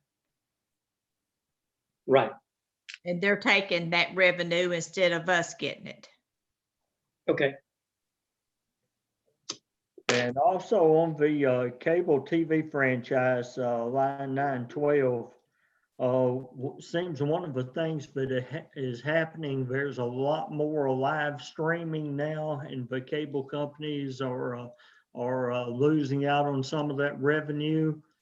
So we really don't know what that number is going to be. We don't expect it to be as much, But given past performance, I feel like it probably needs to come down a little bit. We had some discussion about that when we met. Ms. Freed, if there's anything you'd like to add to it. No, that's pretty well right, except this year on our financials, usually the big part of it doesn't come in until May or June 1. Last fiscal year, we received a little over 7,000 in the month of June. So that's yet to come from the state. The biggest part of that budget item is.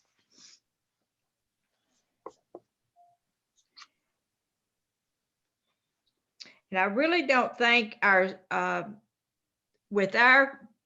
we were discussing this also when we went over the budget. As far as Westmoreland's state sales tax goes,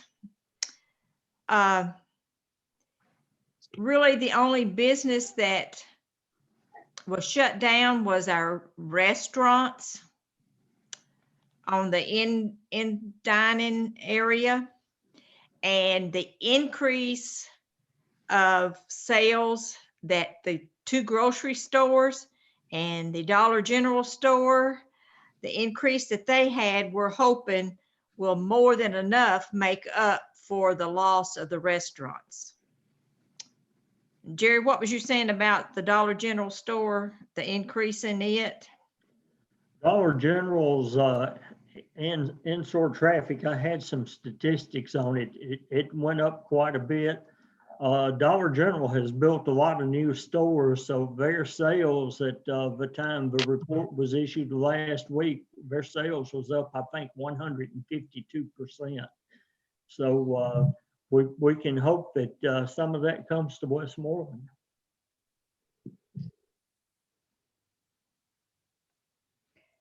Of course, your larger cities like Gallatin, Hendersonville, they will be in, and see if I'm right, Mr. Bradley, they will be more impact, have a decrease in their state sales tax because they had more department stores and restaurants closed during this time.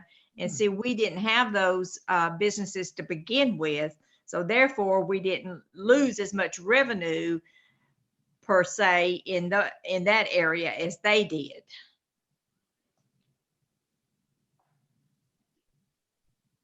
Does that explain some to you all? Makes sense. Where's the council members, Mayor? Well, and also we're trying to recruit new businesses in here during the pandemic. So we're keeping our fingers crossed that it will actually end up being good for us. Mm-hmm. Which we got the new Mexican restaurant probably going to be opening up probably by July anyway.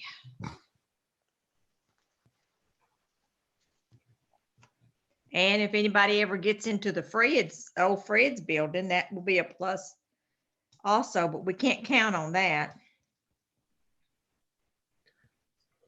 Mr. Bendel, do you have any other questions? No, that answered all my questions on that page. Thank you. Okay.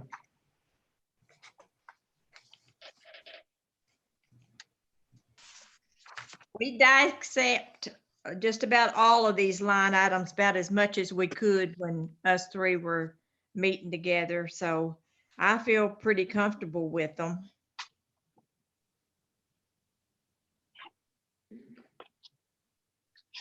Okay, it looks like they got us, if I calculated correctly, up to 1683 or 16,683, 520. So we'll move into the departments now.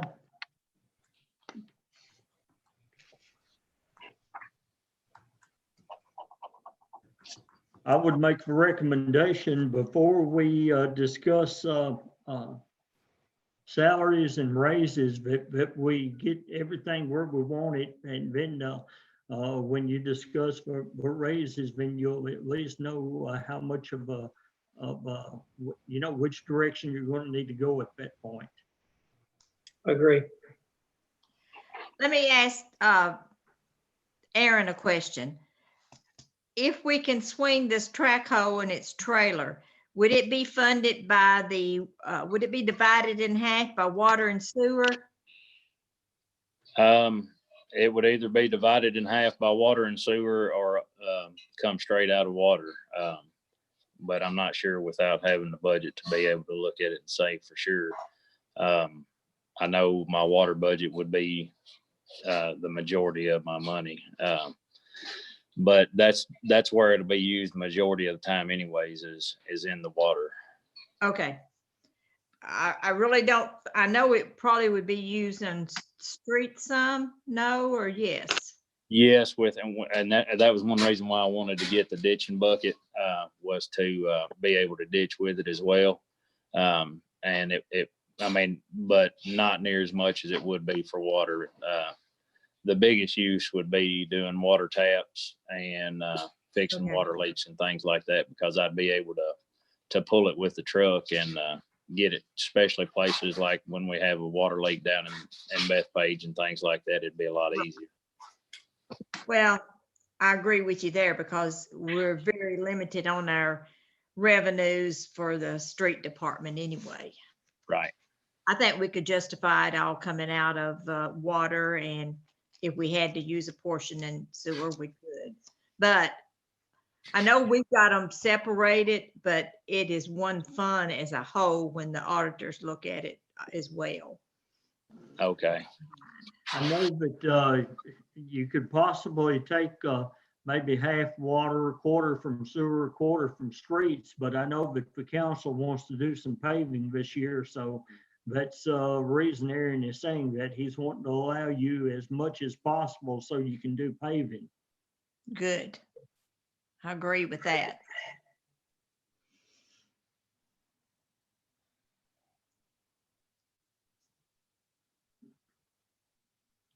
Okay, is there anything in the expenses that we're looking at for general government that anyone has a question on or wants to discuss about either increasing or decreasing? I only have, and I appreciate y'all going through this ahead of time. I know we're just picking, and I know y'all gave a lot of thought, so I'm just trying to understand, particularly government office 209. It was 4,500, and it figures out about 4,500 again this year, yet you dropped it to 1,500. Just, I don't know why, I'm just asking. That was from that upgrade on the software from our computers and all in City Hall that we had to do. And that was an expense that came from. We won't Okay. have that this coming budget year because they've already did the upgrade. Thank you. Am I correct, Keisha? That's my understanding. Okay. That was the reasoning, Tony, for lowering that. Okay. Because that was a one-time expense in this present budget year we're working on. Subscription and dues went up like 1,000, and it's only figuring out about 1,500. But maybe there's some reason we're going to be buying stuff, subscriptions. No, next year, that's where the RTA, the GNRC, and TML dues come from for us to be part of their organizations. And all Okay. those are going up next year. Okay. Thank you. That's the only question I had on page 2.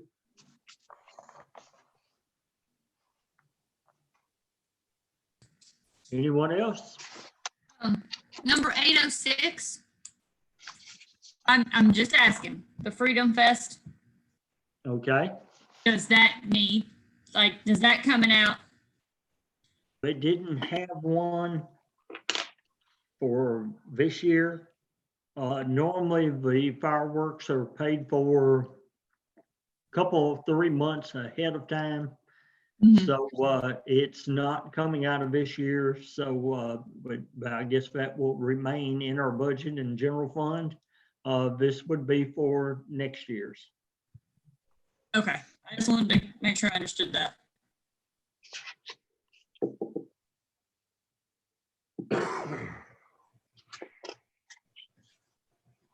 Okay. Moving to administrative town records, 41,500. Mr. Mayor, Yes, can I back up just a second on the, sure, I'm sorry. oh, you're fine, on the fishing rodeo, line item 718. Yes, I was brought to the attention that was brought to me that Mr. Mo Taylor may not be hosting that this year. Is that something that he's reached out and told the city?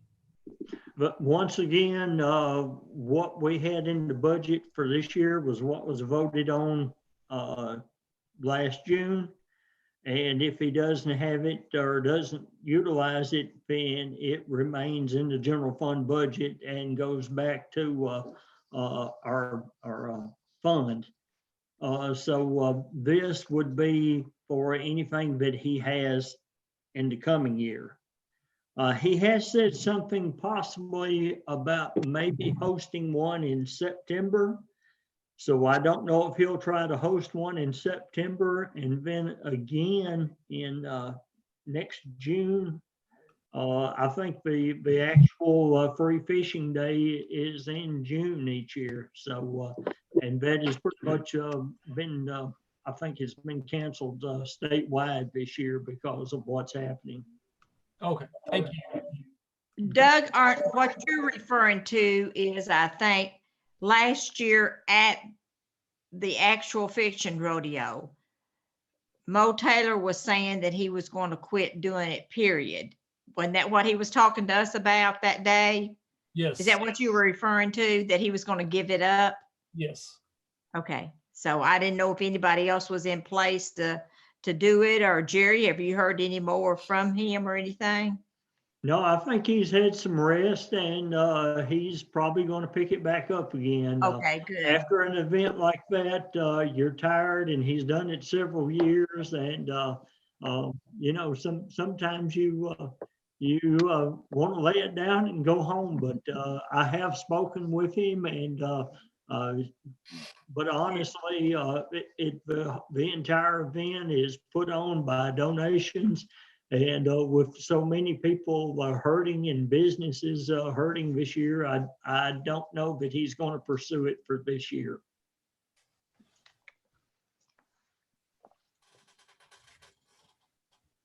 Okay, anyone else?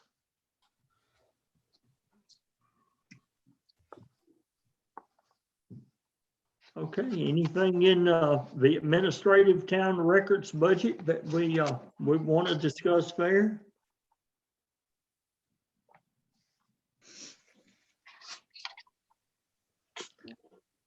We did a budget amendment last month, and one of the things that we had to increase with that was our supplies. So some of those numbers did go up because of that.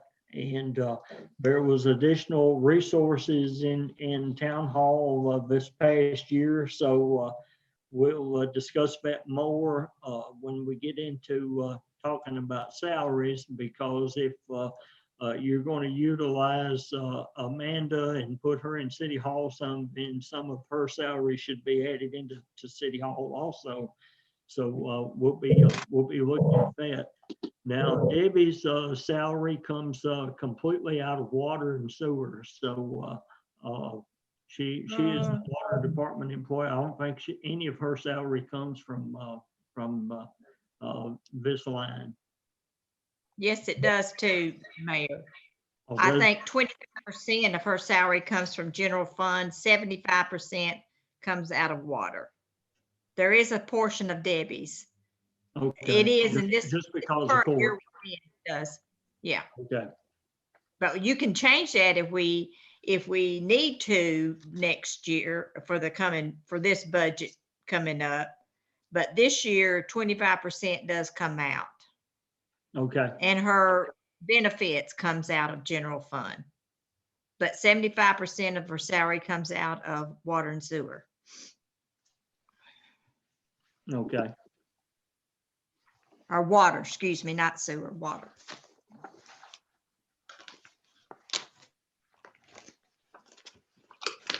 Okay, we're ready to move on to the police department.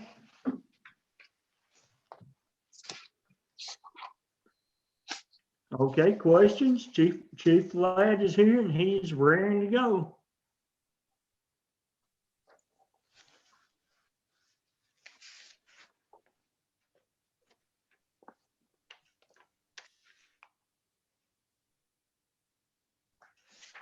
I know car repairs went over about $1,400, $1,490. Is that correct? Am I looking at the right thing? Plus you got the bus to go. That is correct, and I was wanting to discuss that with council. This budget does not include a new car other than what is in the special fines fund that goes for purchasing a new car. We have one payment that is left on the 2019 Explorer. It will be due next March, and it's just a little over $12,000. So I just wanted to point out that when car repairs get to where they're looking at that much money, then you have to think about the consideration of purchasing another car. But Chief Ladd is here and can answer to it. I think there's probably some of these older cars now that he has removed from service, but he still has some on the road. So.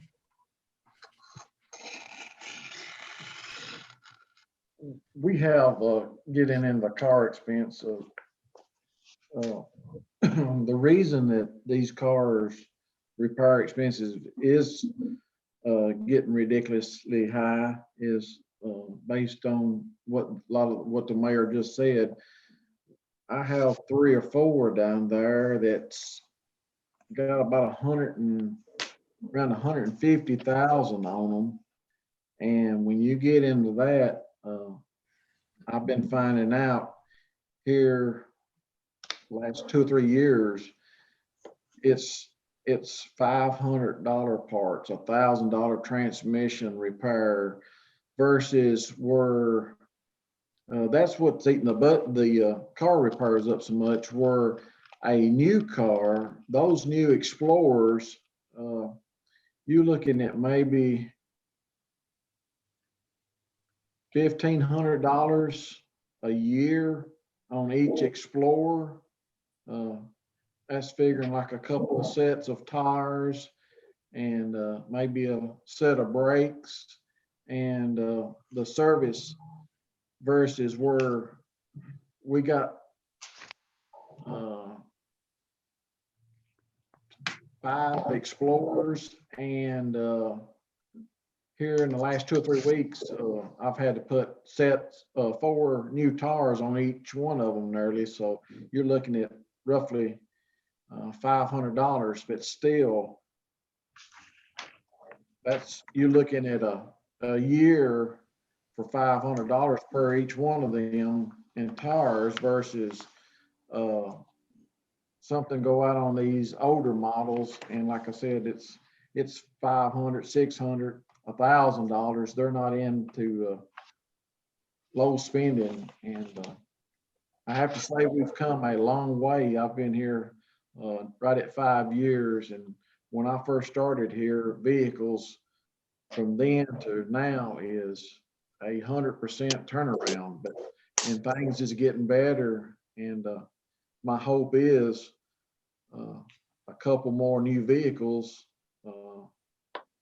will get rid of the 2 or 3 of these 150,000 ones. It's costing us money, and when that takes place, you'll see your car expenses and repairs go down drastically. And even with these Explorers, when they start hitting 100,000, and 2 or 3 of them will be by the end of the year, will be getting close to that 100,000, and maybe you selling them around 100,000, you'll get a lot more money out of them than driving them 150, 160,000. And maybe when we get in that position where we could sell them, maybe we can take that money and reapply it to some new ones and keep the fleet in a lot better shape and get rid of this old vehicles that's causing so much expenses. And that's where my expenses is really, as you can look on the budget, is automobile repair. Keisha, did you ever look in that special, the police vehicle fund account and see how much money was there? Don't believe I did. Huh?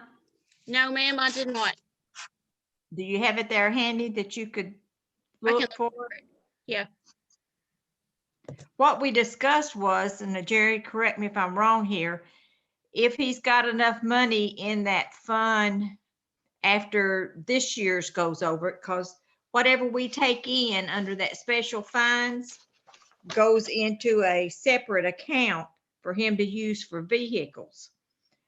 Well, whatever we take in at the end of, by the end of June, it's transferred out of general into his fund.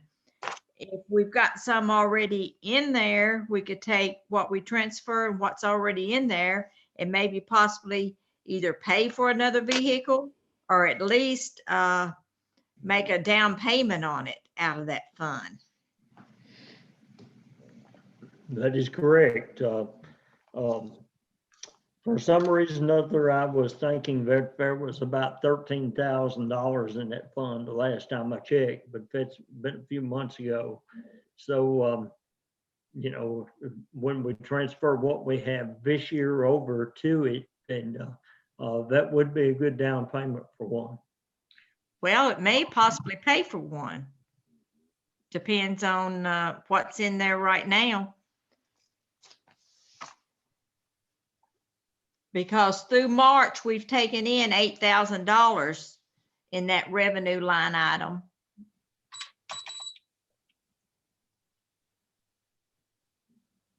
Back over under the revenues under special court fine, year to date is $8,062. And that's about all it's going to be with COVID-19 being the way it is right now. Well, you probably could be right.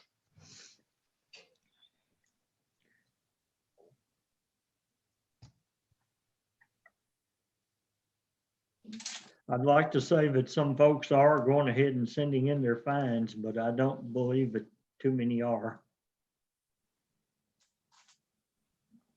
Okay, while she's looking at those numbers, other things that you might want to look at there for consideration,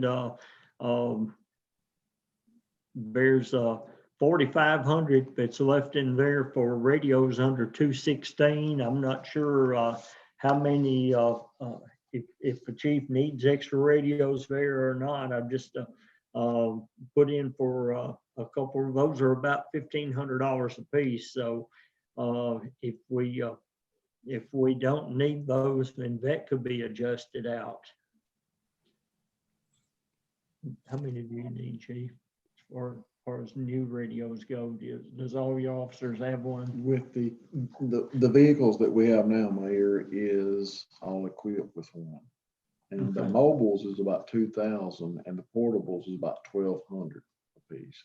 The mobiles that goes in the cars is right at 2,000 Okay. and the portables is around 1,200. Okay, what I'm asking, do you need that left in there, or do you have sufficient units now? If that should be fine, because if we do get rid of an old vehicle, we can take, because the old vehicle has the new updated mobiles in them. Okay. And if we do get a new vehicle, we can pull a new mobile out of that old car and put in that new vehicle. So we should be okay right there. Okay. Okay, what's on the bank account is like $10,150.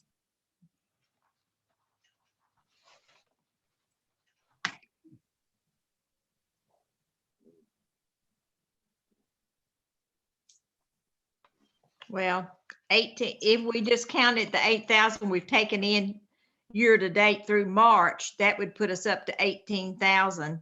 So we would have more than enough for a down payment. And his was about 32, 33,000. Okay. I was thinking the new one was about 36. Chief just said they're about 32. So I don't know if that includes all the equipment on it and everything or not. So, No, that's just for the vehicle. okay, so 36 is probably a pretty good estimate on one. So that would give roughly 18. That would be almost half of it up front. Mhm. I think we could swing that.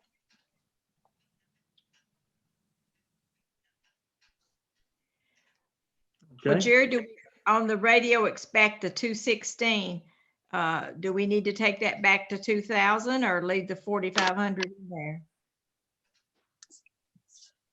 What works for you, Chief?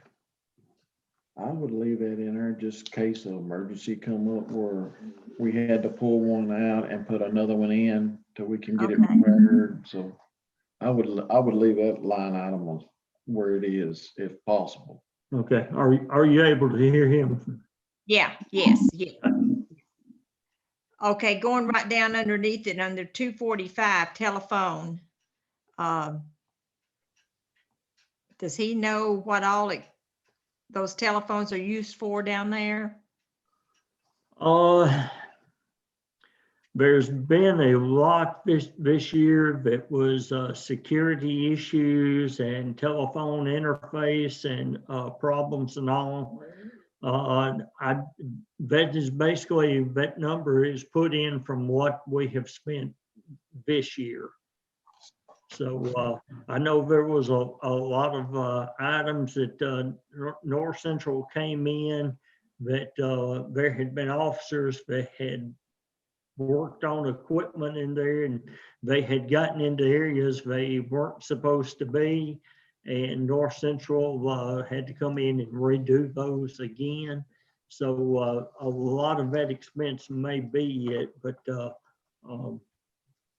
you know, it's this is one of those items. I think we're already over budget on it for this year. It's at 240. I was talking to North Central about what those officers got in and changed and redone. And the North Central guy at North Central said for us to get the police department back up and running like it needs to be as far as the phone lines, because North Central come out there and done a lot of work. They hardwired 3 or 4 computers and done some extra things that they really didn't charge us for per se. And these these individuals, there's a couple individuals got in there. They come to find out they have done hardwired our computers at North Central work a couple days. Troy and them from North Central was there hardwiring these computers, and a couple individuals got in there, pulling this wire out of here and hooking it somewhere else and messed a lot of things up. And I got with one of the supervisors up there with North Central that knows this setup that we have. And he said that the parts, the material that it was going to take for North Central to come back in my department and fix what was messed up was like $3,600, and the installation was around $1,500. So you're looking at around $5,000 to really for North Central to come back in there and fix where the police department would be back to what it was before these officers got back there in the radio room and different areas of the department and changing out wires and putting this in and putting that in and messing up a lot of stuff. So that's what, everything is up working right now, the way it is. But Troy and them said to get it back, we're probably looking at around at least $5,000 to $5,000 to get it back to like it was at the stage it was before these individuals got in there and got into them. They didn't only get into changing wires and stuff. These individuals got into North Central's boxes without North Central's permission and changed some stuff around in their boxes. And of course, that problem has since been addressed. But that's another thing. It's probably another expense is probably coming somewhere down the road. Okay, that answers my question. Yeah, he said they had been addressed. I might say that those individuals are no longer with the city.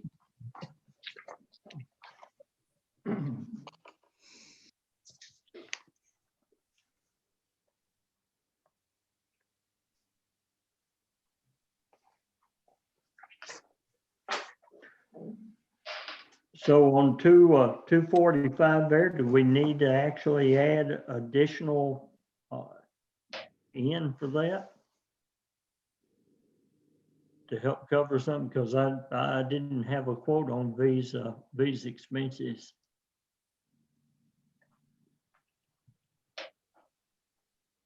Are the phones working okay, Chief? Excuse me? Are the phones working okay? Is that what I heard him say? From my knowledge right now, North Central come back in there and put some stuff where it needed to be, and everything to my knowledge, Mr. Bennell is working fine right now, but they said for them to get everything back and like it was originally was go cost around $5,000. But to my knowledge, everything is operable and working, and it's not interfering with any of our daily business activity. Okay.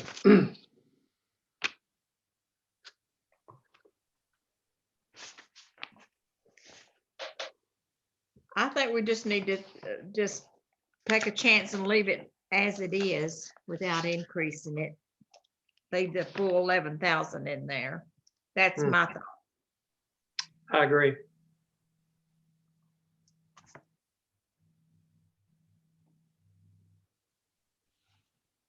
Back to the car.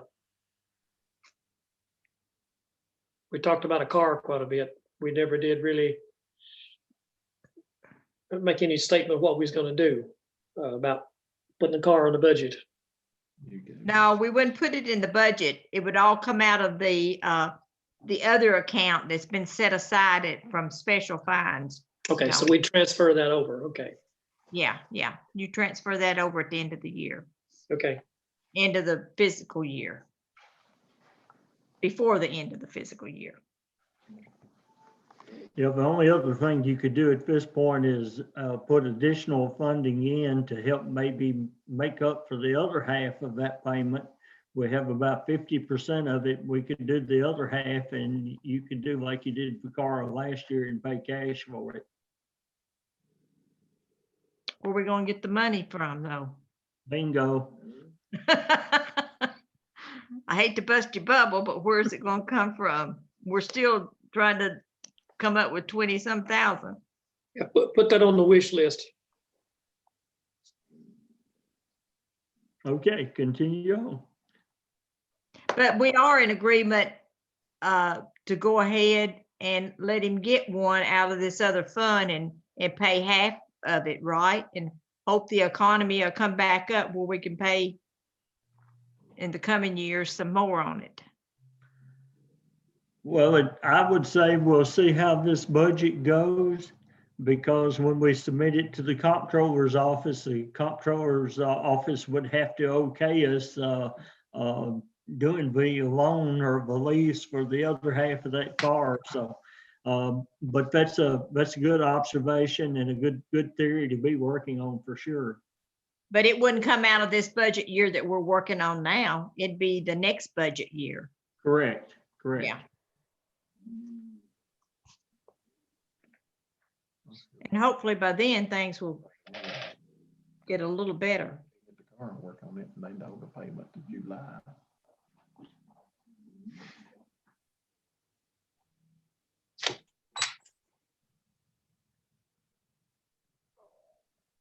Okay, any other items down through there? 980, 981 and 982 are some items. It's my understanding, after talking to the chief now on 982, the tasers, I put all of those in, and he has found a program that does if you purchase at least, is it 10 or make a commitment to purchase 10? You need to explain to them. Yeah. If I'll take 3 or 4 minutes of your time and explain what Mayor Kirkman is talking about. I am working with a salesman with Exxon. It's a taser company, and their company has got a program 60 is what it's referred to, and there is 2 requirements that you got to meet to qualify for this program 60. One of them is you've got to buy 10 tasers, and they're $1,600 a piece. And the other stipulation is all of your officers have a taser. So if I get 8 officers at some point, that will meet that stipulation, and that would fall under that program 60 guidelines also. Like I said, the tasers is $1,600 a piece. They come with a new battery, new holster, and 2 cartridges with that taser. And that program 60 is a 5-year, over 5-year program, or up to 5 years. And you break that down where it's 8 or 10. 10 will be the best way to go to meet that. And it breaks down to like, it would cost the city roughly $3,200-$3,300 a year for all of those tasers, and still versus paying for every taser all at once. However, if speaking with him, if we don't take the 10 or don't get the 8 and we get, say, 3 tasers at $1,600 a piece, the city would have to pay that one lump sum. They wouldn't be a payment out there. And for the financial end of it, it would be best off benefiting the city for doing the program 60, which extends it out for 5-year period. And the reason these tasers, I've got 3 now, and your full-time officer uses them, your part-time officers come in and use them, and the battery life of them is getting down to 20 and 30%, which what that means is if we have to utilize a taser to, we get in a scuffle with an individual or something where we have to utilize a taser, you shoot somebody with that taser to try to get them compliant. There's not enough electricity going through there because the battery pack in the taser is so low that it don't produce the shock to get them into compliance. Another good thing about the tasers is is I'm trying to get each officer one, where each officer will be responsible for that taser, and it will be better taken care of versus having them on a shelf in there for everybody taking them in and out and beating them up and dropping them and whatever the case may be. And another thing, if we can get 10 and I can get 8 from a full-time, the other 2 will be put in the checkout cabinet where we sign them in and out for our part-timers to use, and they won't be using the full-timers tasers. And the tasers is a less lethal weapon. It saves the injuries to officers. It saves the injury to the suspect or the one involved that we have to utilize the taser on. It saves major lawsuits. It works in 3 or 4 different sales pitches where they are a good tool when used and utilized right. So that's what we're sort of looking at. And I'm looking at the tasers that I'm looking at is practically the same type taser that we have now. It's a X26P. The new ones are P, and they got they're pretty much designed the same, but the P is got a little bit more strength in it as far as when you have to utilize it. So that is that's my 3 or 4 concerns, and the payment program giving y'all just a little bit about how that would work and benefit the city and everybody in general. So basically, Chief, talking about lease, so that number wouldn't have to be 12,800. It could be 3,300 to cover them. Is that what you're saying? Yes, sir, Mr. Bennell. If we get 8 or get 10, I would suggest get 10 for those 2 reasons, where my 8 full-time officers can have one and be responsible for, and 2 for my part-time or reserve officers to check in and out. And yes, that will be roughly $3,300 over a year for all them tasers versus paying that one lump sum.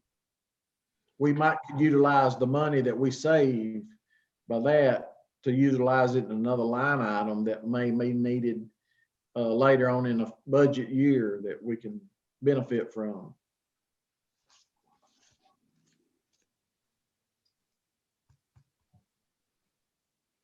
So we can drop that number, Frida, based on his If presentation. we take the 5-year plan, yes, we could. Of course, it would have to be carried out for 4 more years after this year too. It couldn't. True. But that's a lot easier to come up with than the 12.8 at one time. Now, if we had a lot of money, I'd say pay outright, pay for all of them. But in our case this year, I don't see that happening.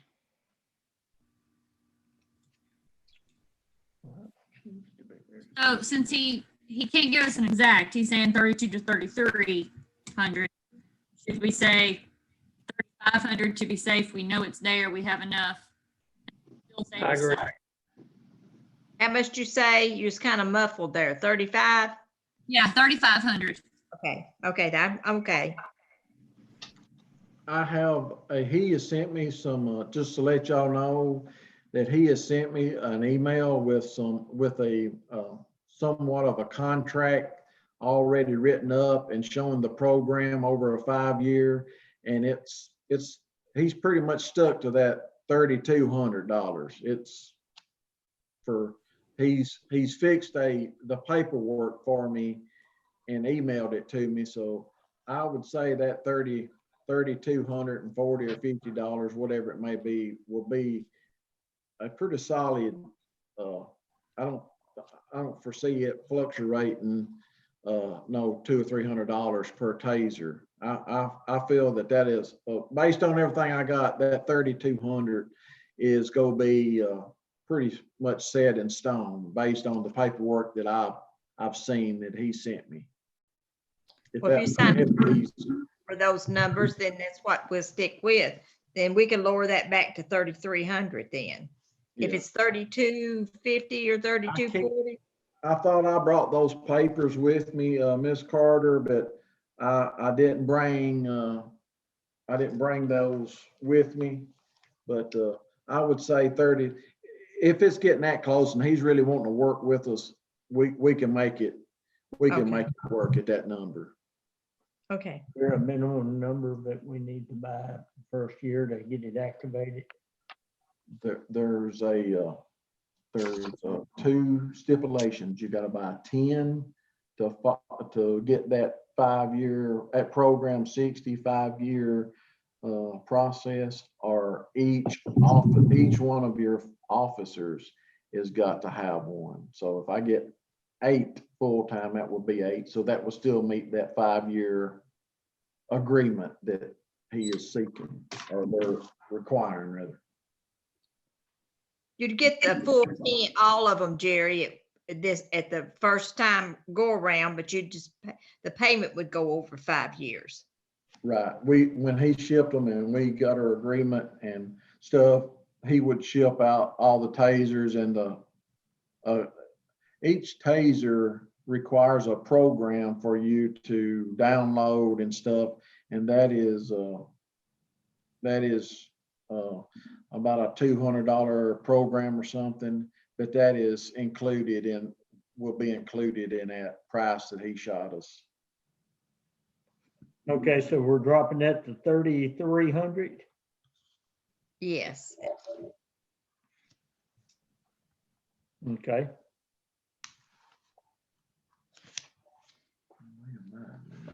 It's back 9,500. Okay, on line item 980, the bulletproof vest, you're requesting 5 at $500 each, making a total of 2,500. Keisha, don't you think when we apply for the safety grant come August, that we could use the money to pay for the bulletproof vest with that grant? Yes, as It's a long as we safety- specify that that's what we're wanting the money for. Right. We still would be out $1,500. Right. It's city cost, but the other portion, the 1,000 could be used for the grant. And we could just budget 1,500. Change that number. What, I'm gonna let Keisha make that call. I mean, there's a chance that we don't get the grant. Right. So we, Right. But That was gonna be my question. yeah, but more than likely we will. We haven't been turned down ever since we started applying. So we could leave the 2,500 in there just in case we did not, for some unseen reason, that we didn't get the grant. You need to give him a more specific number. Do you need those vests right away?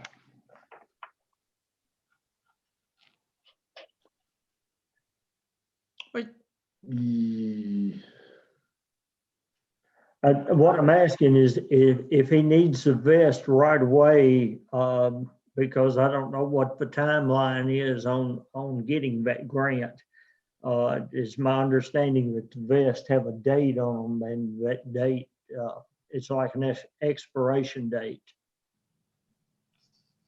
The vest, I just got through purchasing 3 new vests for everyone.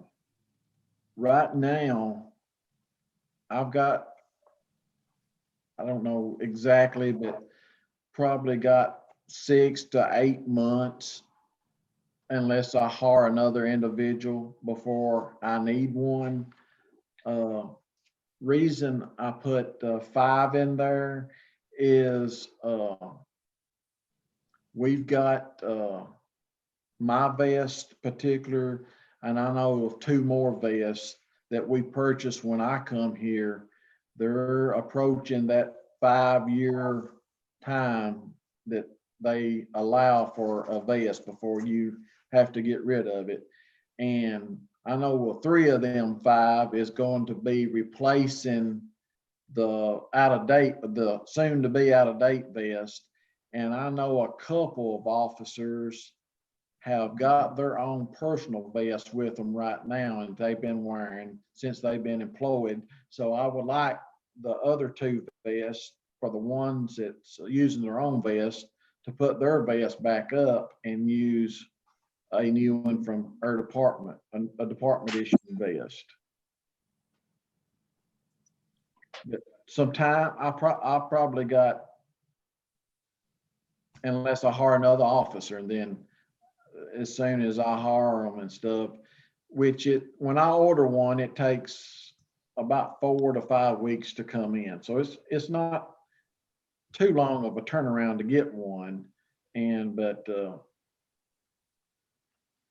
unless I hire somebody else, but I'm not in that big of a bind to actually have to buy one next week, if that helps answer your question. Okay. We'll leave it like it is. And then when she applies for the grant, she can use the vest for the item to apply for. And if we get the grant, she can reimburse that line item with $1,500. So what's the number now? 1,500, No, still 25. 2,500? Okay, that's what I had. They're roughly, they're the last 3 that I've purchased, they've been 5 to 520, that ballpark. So Okay. but if I could go back to the tasers for just a moment, I didn't think I brought that paperwork with me, but I do have that paperwork with me. And this that he sent me was a quote for 8 tasers, and he has them broke down a 5-year period. And the first year would be $2,900 a year. And he's got them broke down for the next 4 years. They will be $2,674. So I'm glad I found this. I'm glad I found this where we can clarify it, but that's what he's looking at for 8 tasers. And he's showing a grand total of $13,612.55. That's with 8 tasers and the holster and the battery and the programming to program the tasers and stuff. So that first year, well, all the years is well under that 32. But So wait a minute, that's on 8 tasers. Your that's on quote, the 8. program has to be 10 tasers. So that would increase that. No, ma'am. Like I stated a while ago, Ms. Carter, there's 2 stipulations to this program 60. You can buy 10 tasers and stay with this 5-year program. Or the second stipulation is each one of your officers has a tasers. And if I get 8 officers full time, that will be 8 tasers. So either or. I like to have 10, but I can work with this 8. Oh, I thought you said the program you had to buy at least 10 in order to get this program. No? No, ma'am. You can, that 2 stipulations is you gotta buy 10 to go with this program 60, Or the other stipulation is all your officers have one. And if I get 8 officers, that'll be 8 tasers. But I would rather go with 10, like I stated earlier. That way, 8 of my officers would have one for their own responsibility, and I would have 2 to put back in a sign-out cabinet for my part-timers to use. I think 10's the way to go. That's my reason, Miss Frida. But if you get the extra 2 and they're at $1,600 each, your grand total is going to be larger. So when they divide that out over a 5-year period, won't your payment increase from the total of 8?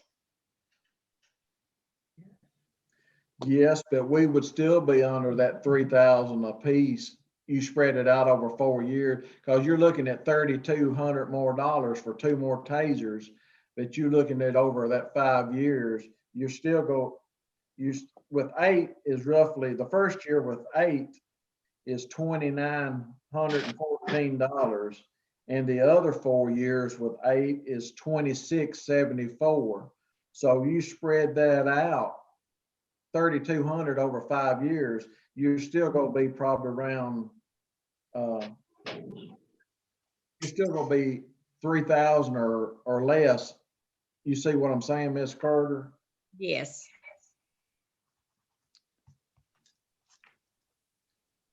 So are you going with the 10 or the 8? If I can, and y'all approve it, Ms. Carter, I would like to stick with the 10 based on my reasonings. Okay. Then we could lower that from 3,300 to 3,000. Is that what you're saying for this year? I would say it would be based on his, because that's giving us like 400 per year. And I would say it wouldn't fluctuate much from, it might be around 2,800 instead of 26 for them 4 years. It might raise it a couple $100, but it wouldn't carry it, buying 2 more wouldn't carry it that much out. But for your first year here, you're almost at 3 to start with. So It'll be at 2,900. yeah, your for 8. first. That's for 8. Yeah. Mm-hmm. And then it drops down to that 2,674. So, but 10 would be what I would wish for. But like I said, if 8 is what we can get under that program, with y'all's approval, It's we'll go. roughly 365 each, based on 8. So you would need 30. I would stay with that 33 till we got the first year. 32. You might get by 32, but I wouldn't go no less than that. The first year, and then after the last 4 would drop down to probably 28, maybe. 2,900, add 600, 750 to it.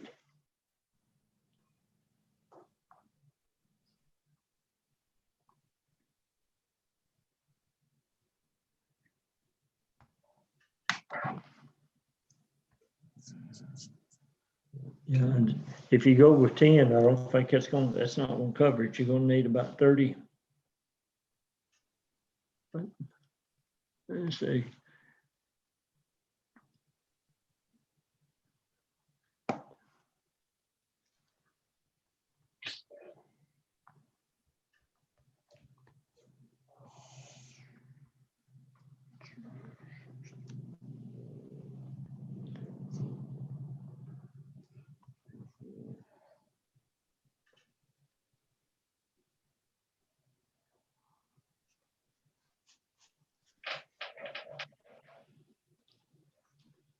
I'm showing it coming out close to 3,600 if you go for 10.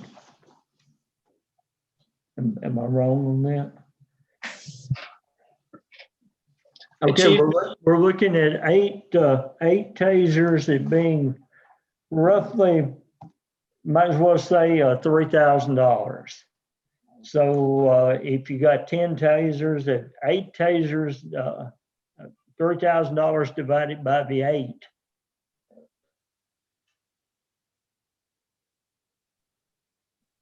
We'll be looking about 16. Yeah, it's what I'm saying. It's gonna be at least in $3,700 range to go 10.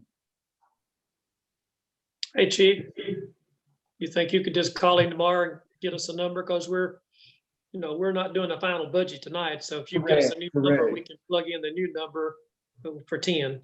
That'd speed it up a little bit. I just know, I know he emphasized, Mr. Bennell, that only way to qualify for that program 60 is 10 or have all your officers a taser. So Yeah. I know that's the that's the only two options we have with getting that program. Okay. But Let's leave that 3,300 in at this point, and then we will come back to it next time around. Is that okay with everyone? Yes, sir. Yes. Hey, Mayor. Yes, sir. Just the process. We do have some items we've got to talk about on our work study. How long we're going to stay on the budget? Aaron's here. If we could jump to something that he could have input on while he's here. That's just a thought. I don't know what your timeline is. Okay, my timeline is y'all's timeline.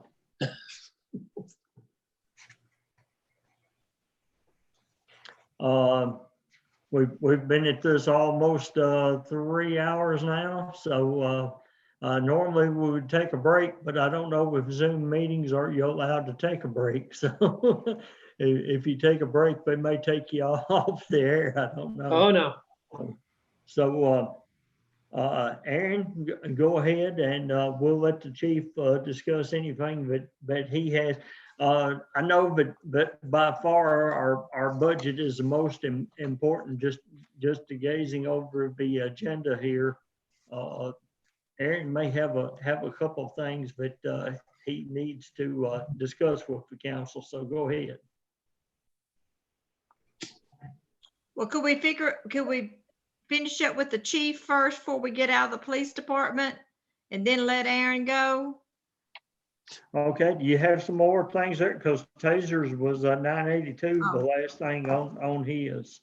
Well, I was looking at the, down on the agenda where it says hire Jonathan Bellavia as part-time evidence tech. Does he need to speak to that?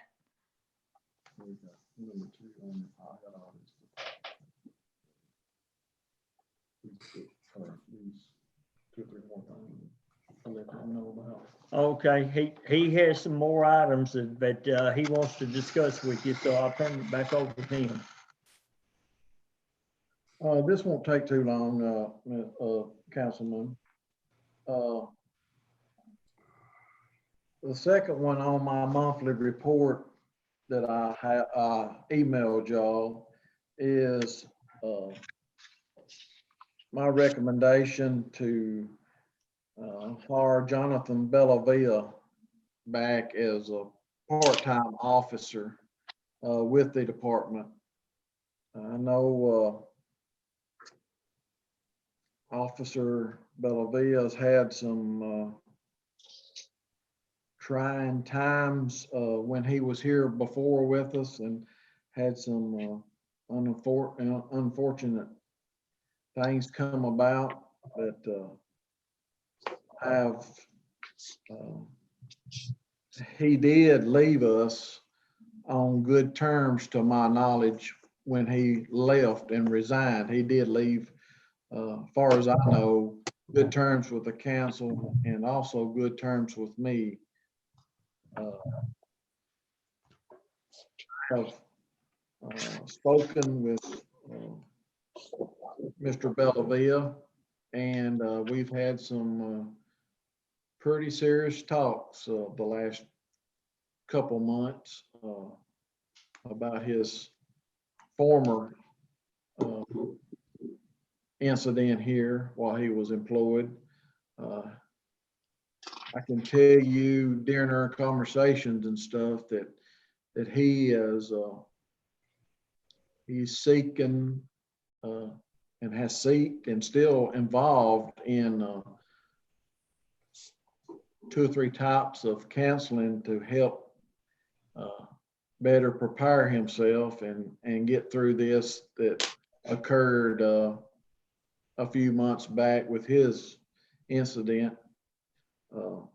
I have not once questioned Officer Bellavia's work ethic. He is, you tell him what you need him to do, he is, yes, sir, no, sir, I'll take care of it. His work ethics is never been under question as far as me or anyone with the department that I'm aware of.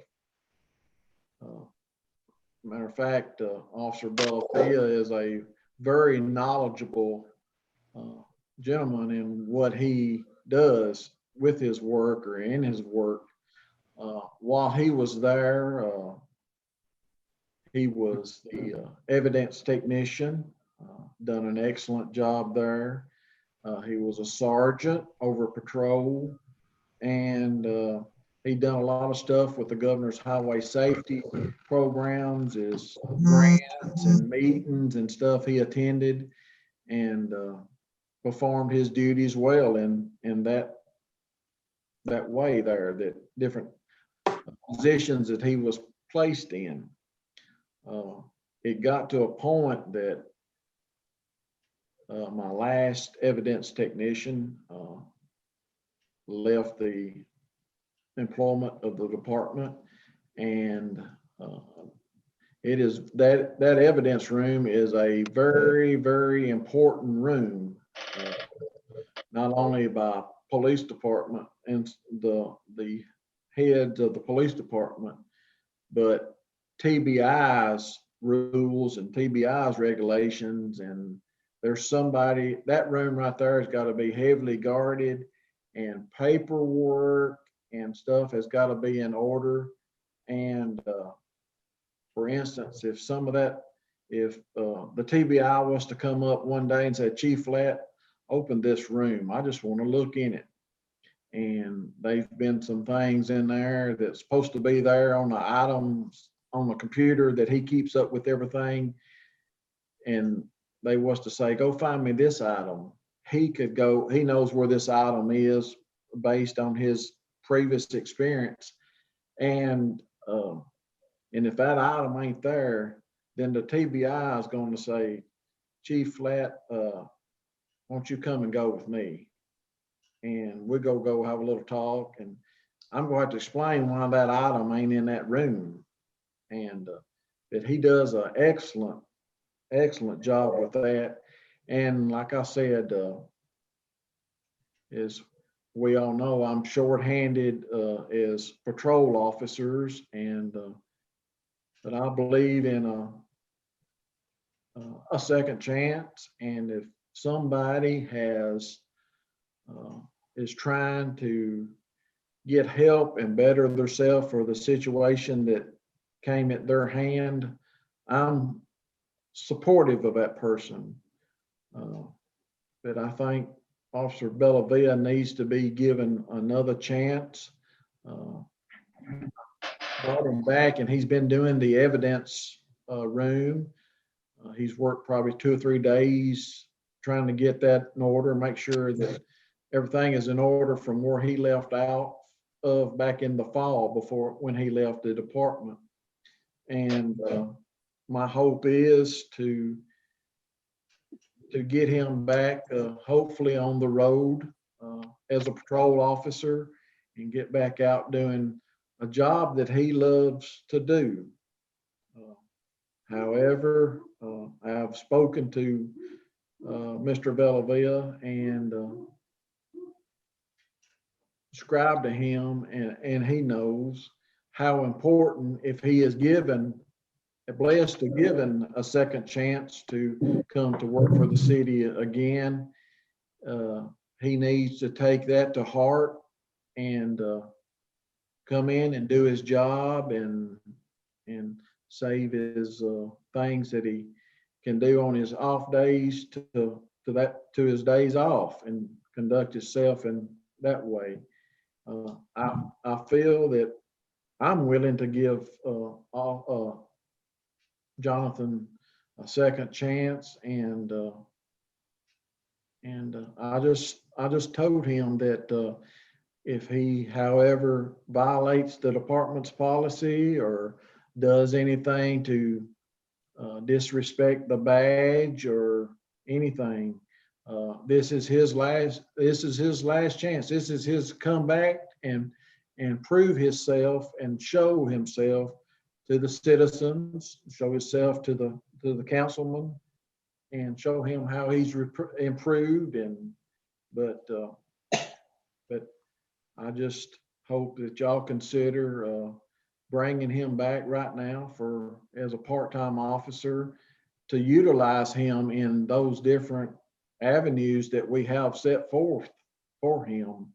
And that's my recommendation and my concerns and my best advisement that I can ask for and give y'all, considering Jonathan Bellaville.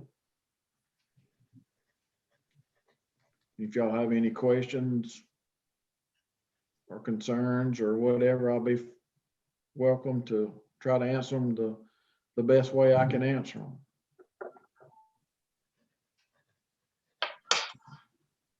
I say put it on the agenda for the next meeting. See what- Yep.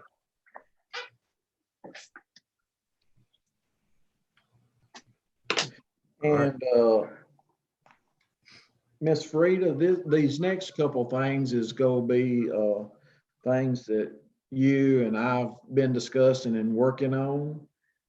And the Officer Jackson, Mr. Jackson, the one that is working on the camera at the ball field. He sent me an email 3 or 4 days ago and said that he was lacking 2 items to finish the camera build. And he was expecting them to be in the 8th or 9th of May, which is this past Friday. I haven't had a chance today to reach out to him, but he advised me once those 2 parts or 2 items came in, he could finish the build up pretty quick and get that camera to me and to us up here, and where we can get it mounted at its destination. And also, Mr. Rich involving the tornado siren.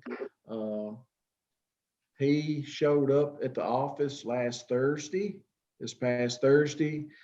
I spoke with Mr. Rich, and he removed the radio that he is going to use to reprogram that radio where we can set the tornado siren off from the police department.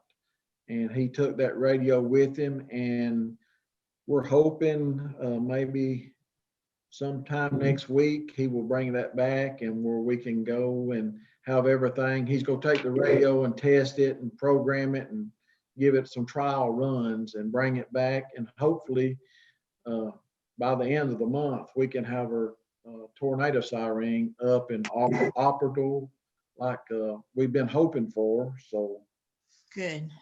but I wanted to touch bases with y'all on those 2 items. And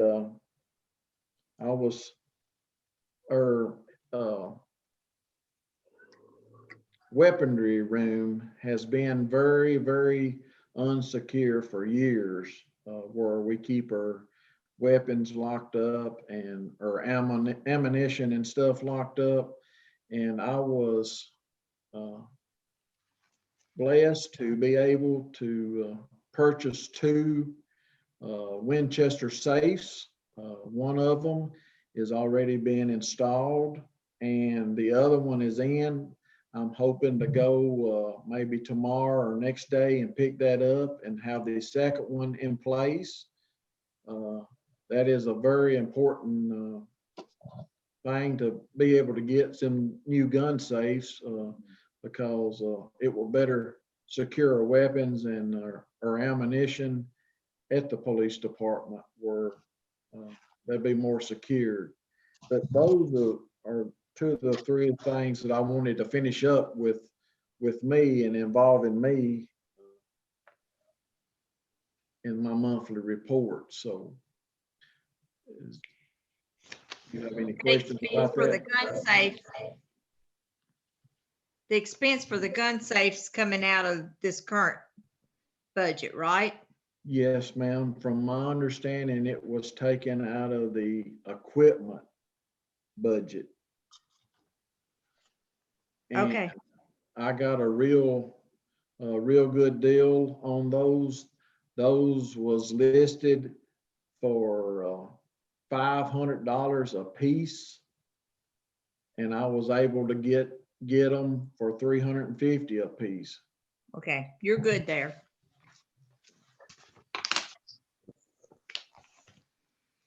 But that's about all that I have, unless y'all have some questions about what I was just discussing or anything. I'm good. I try to keep y'all informed the best as I can and stuff, so.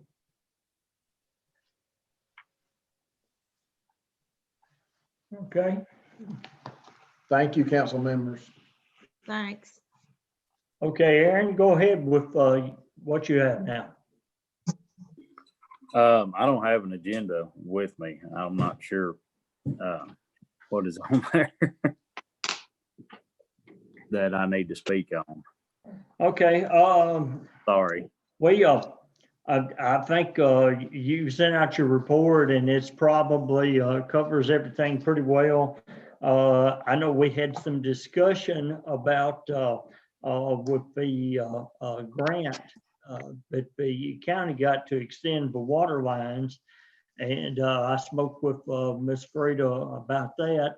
And we were talking about water taps. And it was the best of my recollection that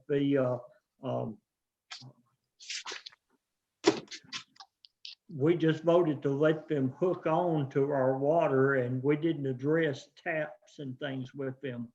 What Aaron has run into at this point is people that have qualified for LMI for their for the grant, and they are at this point asking about the taps, and the contractor is wanting to go ahead and install the taps. So I guess it is probably, and Ms. Freda can correct me if I'm wrong, as part of the grant, if they put the tap in, then there is no tap fee. But as additional people sign on that don't have LMI, then they do, the city does get the tap fee for any of those that move forward. Well, do you know if the grant was written that they would get free taps? That would go back to the county. I've never seen the grant document, so I don't know if it was in the grant process or not. They don't always put free taps in the grant process. Sometimes they do, and sometimes they don't. Evidently, the grant was written that way because the contractor has told Aaron that he's running it all the way to their house. To their house? They're running the lines all the way into their house. Is that correct, Aaron? Yes, sir, it is correct. They are putting the taps in, they're setting the meters and the boxes and everything, and they're running the line all the way to their house.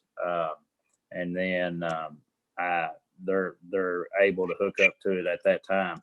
But now I wasn't under the impression that that was going to be that way, that it, whenever, you know, what construction meetings and stuff that I'd went to.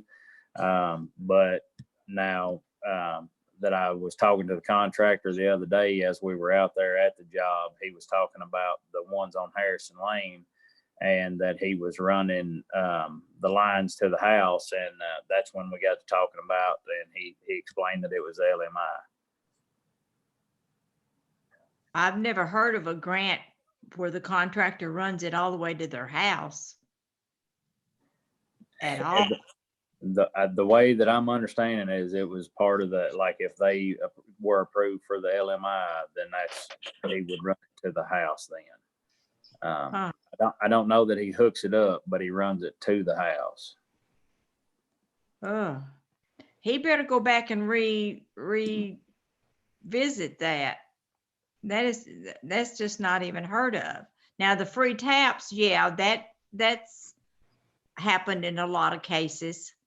Right. Pleasant Grove Road was free taps for LMI, but never do they run it on the person's property at all. Well, I will, I'll talk to the, contractor. I should be speaking with him tomorrow. And I'll just kind of talk to him about it and see if that's something uncommon for him that he's not come across, because he's done several of these grant type deals. So maybe he can shed a little bit of light on why he's doing that. Well, house. Amy with the county office, the one that administers the grant, she would be able to tell you also. And it's a CDBG grant. I know that that's the type of grant it is, and never have they ever run on people's personal property, but that's between them and the county. But Mayor, back to the question on the taps, would we not have to give the county permission? Or I've not been familiar with it. do we get that money from the grant for the tap installation?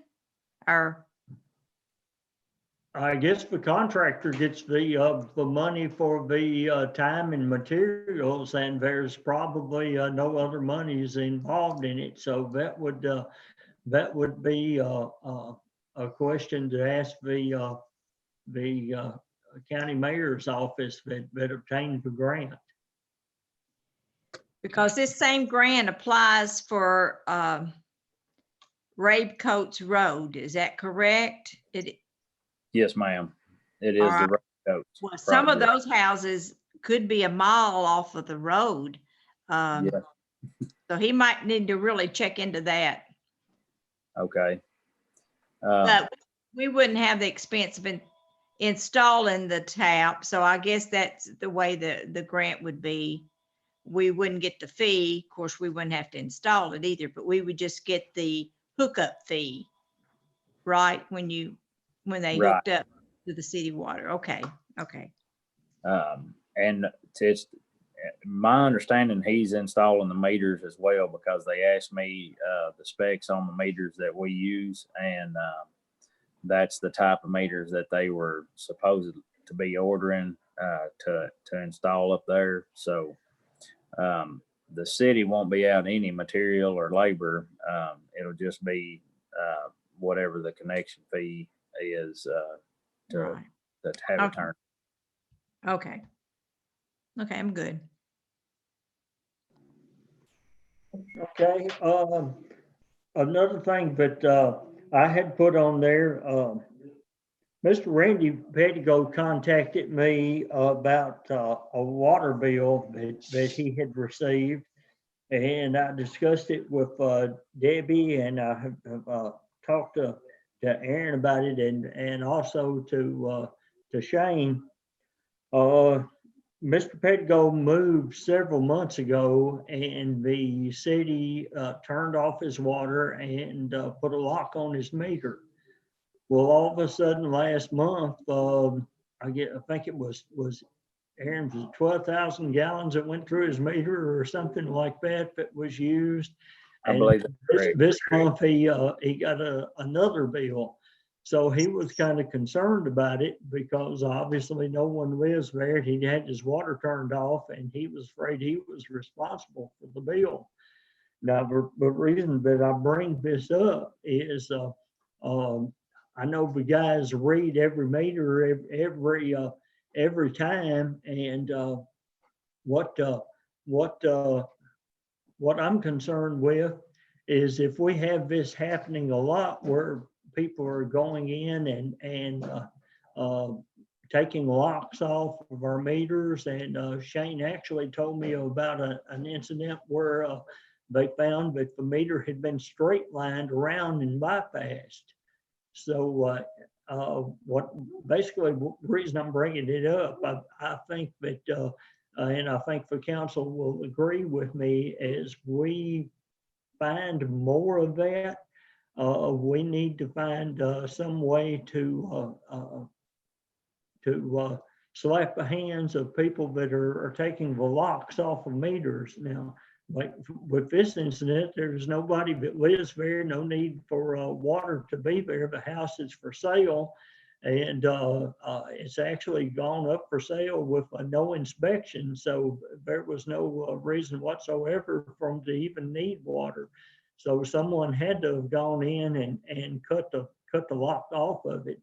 Now, since then, we have removed the meter from that residence, and this may be something that we need to look at if we have a lot of trouble with it. But I wanted the council to be aware of what's happening to us.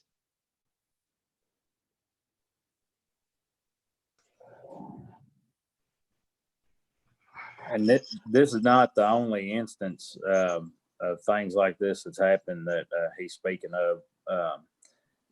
We've had a couple of times people trying to steal water, and you know, when we read the meters every month, we'll catch it. A lot of times, like if they have their water shut off, we'll catch it where they've cut the lock or pulled the lock out or whatever, and then we'll go to the next step would be to put a different style lock on, which holds a little bit better. And well, then sometimes they'll even find a way to get those off. Well, if that happens, you know, and we're still charging them, but at the same time, if they didn't pay the bill the first time, they're probably not going to pay it then either. But so we'll go through a couple different steps that we have, and then we wind up just pulling the whole meter out. And that's when, on a few rare occasions, we'll find it that it'll be straight lined. And the first time that Shane had caught that, sorry about that, caught that particular house that was straight lined, he had just pulled the pipe out that they used, and he took it and he brought it back and was going to try to file a police report on it. Well, found out that he had to leave it in there because they didn't really have any proof. So went back a few months later, and he caught this same individual, and they had straight lined it again. So called the sheriff's department, and they came out there, and unfortunately the owner of the residence was already in jail. So the sheriff's department pretty much told us that there wasn't anything that we could do because there wasn't anybody at the residence at the time that he was already in jail. So and we have no way of knowing how much water that he stole or who stole it or anything like that, but we just know we lost, you know, we're losing money like that.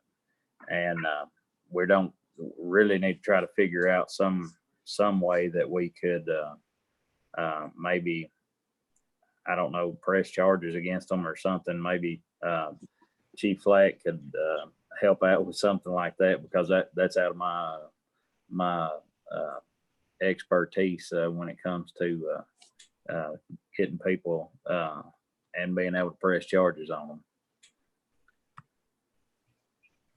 Okay, like I was saying, I just wanted to bring this to the council's attention because to be honest, it blew me away last week when I started finding this out and talking to it. I didn't know if other council members had any idea that things like this were happening or not. So just one more for the books, I guess. I know in the past, when we had locked out a meter and the guy and our public works went and found that the lock had been cut, before they touch it, they take a picture of it. And then a citation is issued. And that's when a homeowner's living in the house. Now, this is a different situation with Mr. Pettigo having vacated the house. I don't know what the situation is there. But on a meter that's been locked out, when someone is still living in the house, we took a picture of it and they wrote a citation to that individual, the homeowner, and it went to court. And 9 times out of 10, we would get paid for it. He would be charged for damaging property or stealing property or whatever. It's definitely a criminal offense. I'd have the chief look into it and see what charges can be brought. Okay. Okay. Hey, Well, Aaron, go ahead. does that work also even if the offense is happening out in the county? Still theft. You wouldn't cite them in the city court anyway. It'd be in state court. It'd be in Gallatin. So yeah, that's theft wherever it is. They're stealing from Westmoreland if it's Westmoreland water. Okay. Yes. Yeah. Thank you. It's a state offense. It's not a city offense. It's a state crime. It's theft. But you got to get a picture of it for evidence, right, Mr. Bradley? You've got to be able to prove it. That's one way to prove it. There are other ways to prove it too, by circumstantial evidence. You show where they've cut the lock off the meter and they're living there and using it and not paying for it. But that's why the police investigate. Often they can get them to admit that they've done it. Okay, thank you. Hey, Aaron, back to the grant where they lay in the water line. Yes, sir. Did they make a bore or do a cut?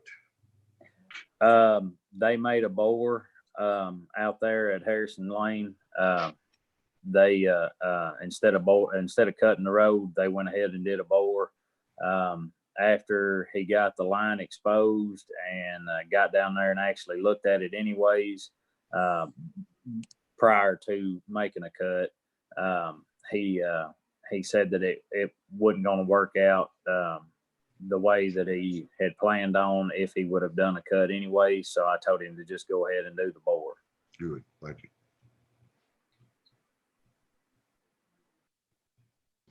Okay, another thing that was on the agenda that kind of affected a couple of areas was follow up on the Meter Works of Tennessee as to what was going to happen with that.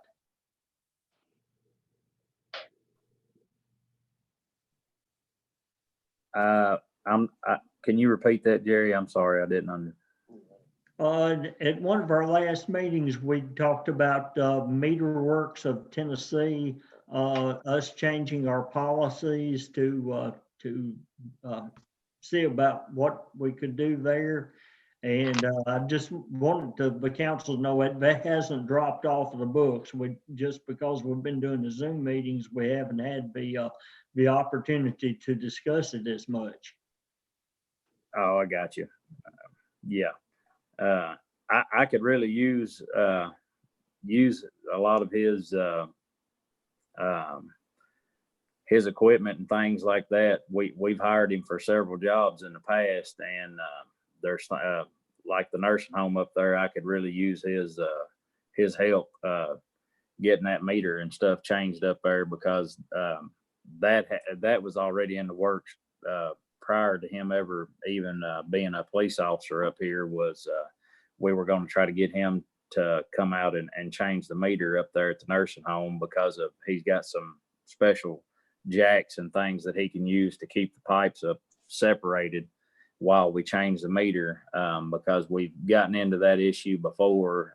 Chris was letting me know that John David had come out and help change it the last time, because when we tried to do it ourselves, the pipes closed in together and he had to bring his jacks out, and they like to have not got it back in there, he said. So I was going to try to have them come out and help us change it before we even attempted to do it ourselves this time. Yes, sir, Ms. Bennell. Yeah, I thought Mr. Bradley was going to take another look at that and maybe tweak it a little bit to keep us legal. Now, I don't know what the status that is, but he was going to take a look at it. Okay, and that was the last that I heard also. Yeah. Mr. Bradley, are you with us? He might He's have getting had- another Coke. He might have had to step away. He's negotiating back and forth between two meetings tonight, so. If he comes back on, we can ask him about it. Okay. What else you got, Aaron? I believe that's all I can think of. Like I said, I didn't bring my agenda with me home, but if there's anything that anybody's got any questions about anything for the budget or anything like that, I'd be more than willing to comment on it.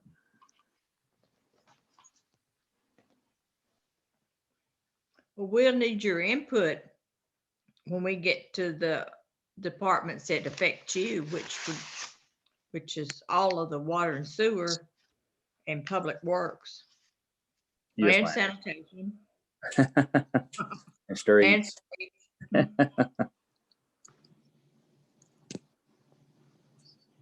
I think that's all I had as far as to speak on, other than the budget items.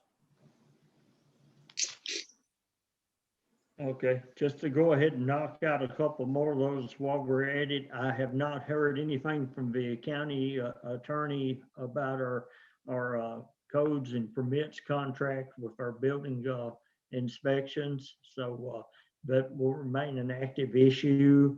The security system at the wastewater plant, Tony, I really like the man down alarms.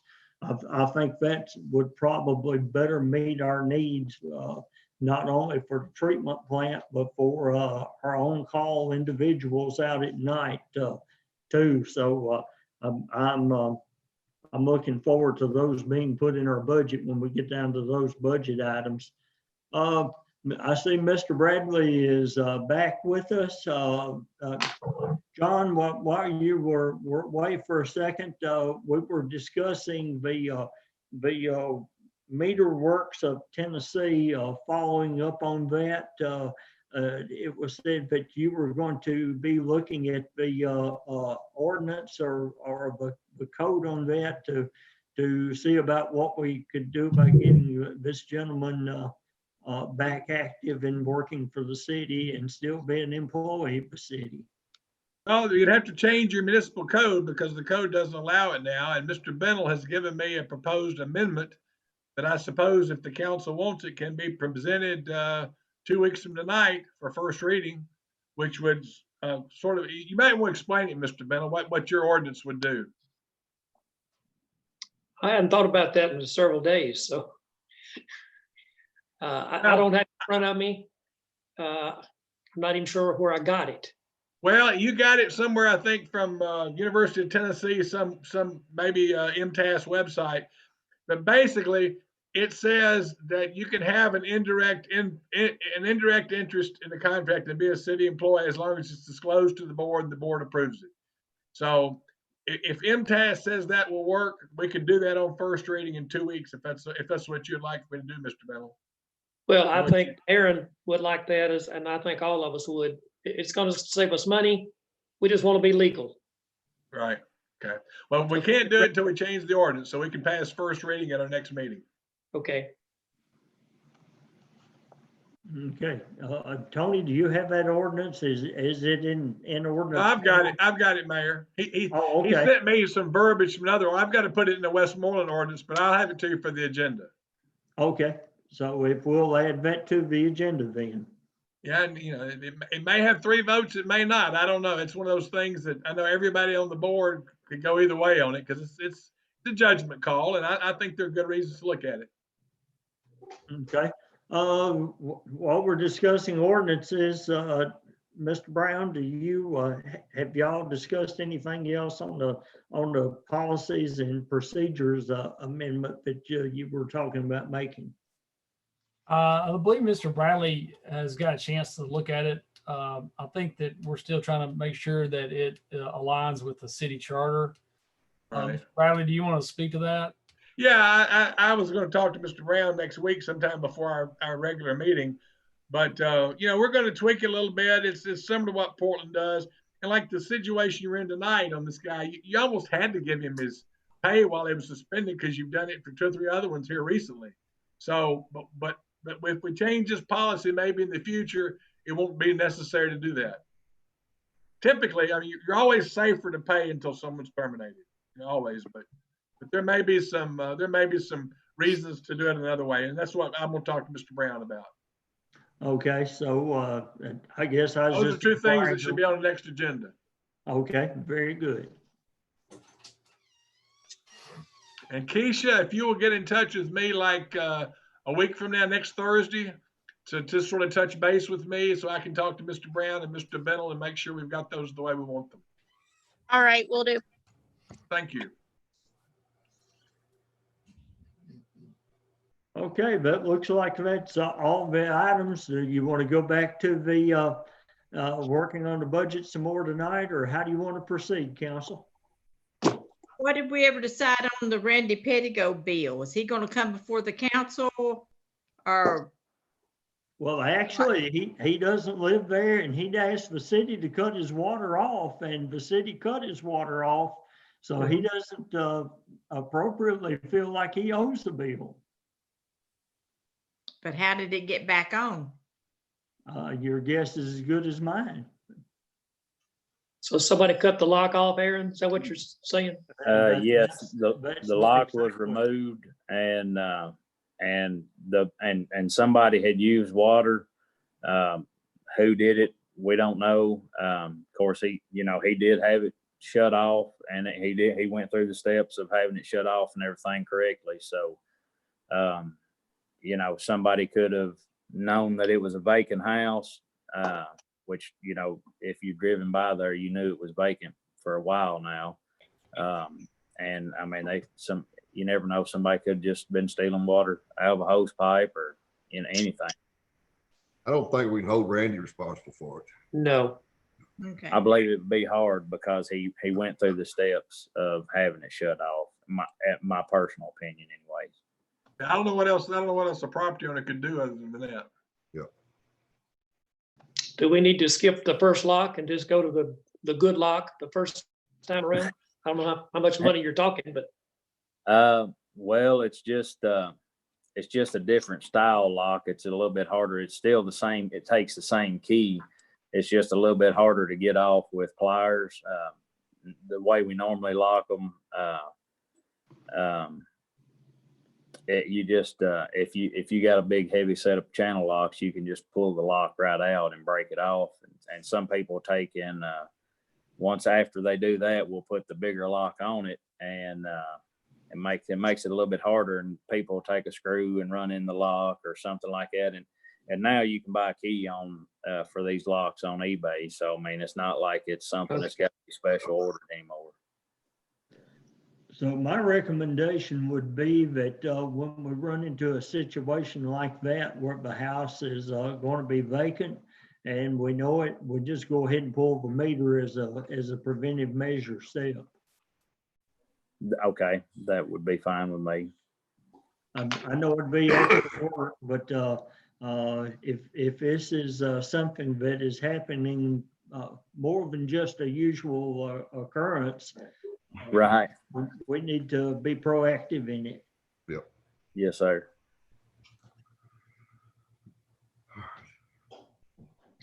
So Mr. Bradley, are you ready to teach us how to do Zoom now? I don't know. You've about zoomed me out tonight. Me But too. I would just say one thing, a motion to adjourn is always in order. Well, I will give it to you. It is tough enough for me to negotiate one meeting, but to negotiate two meetings at one time, my hat is off to you. So I had three things going for a while ago. Anyway, we uh, survived. We got it all done. What are we So gonna are do you, about? are the you rest of closing the this budget? meeting down or y'all gonna keep going? What are we gonna do about the budget, Mayor? We ain't even got halfway through it. I've got all night, but I don't know what y'all do. Well, I done took me a break. I'll X out if you want to get ready to. So if I get too hard. Well, I tell you, I'm pretty wore out right now. John, if you want to go take a nap, I guess we'll continue on here. I don't know. Mr. Lee's ready to go to bed too.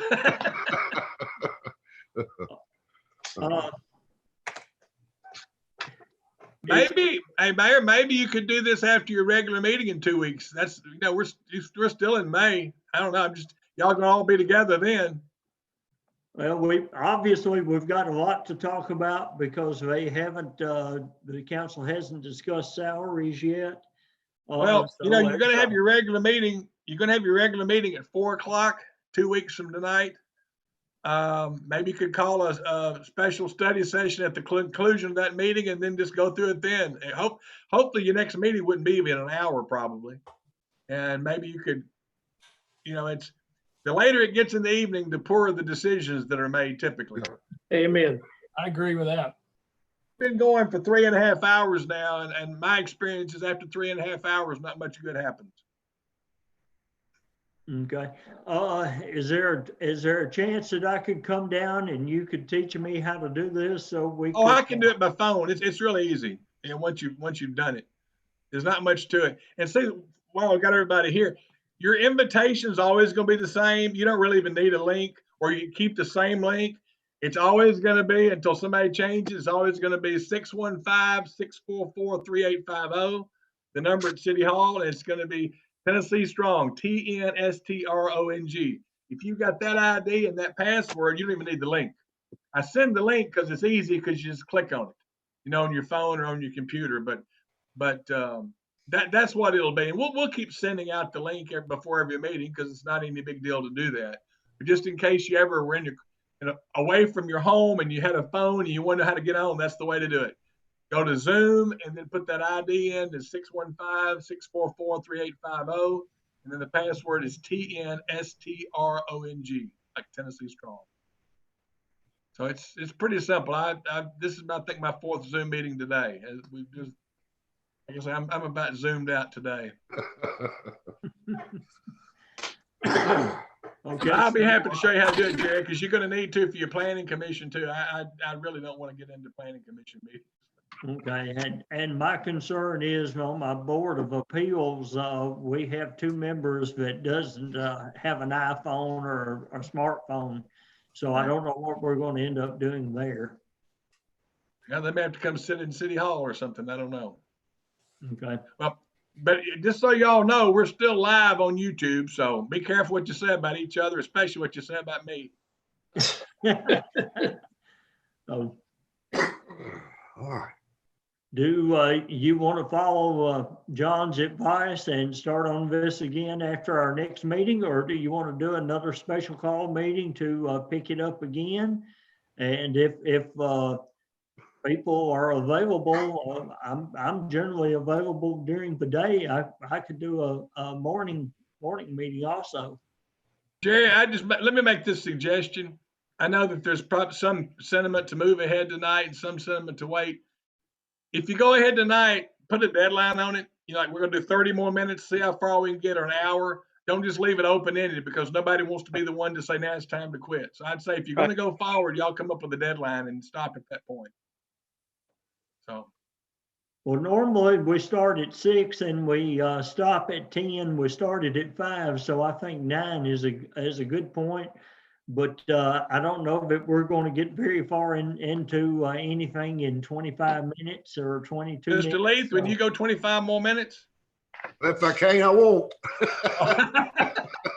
Well, hey, you're at home. You can always go to bed. That's right. Why don't you do that, Jerry? Why don't you go to 9 and see what you can accomplish the next 25 minutes? Okay, under your budget, public safety, 42,200. That is our fire department, and that is everything that Mark asked for in his budget. And like I was saying earlier, 802, the fire engine fund, you can see where a lot of that extra went. And also under 216 radios, I put him an extra one in there that he didn't ask for, but I'll leave that up to you guys. I think his budget looks pretty cut and dry, other than the fire engine fund, and that's where we can take some money from if we need to. That's my opinion. I concur.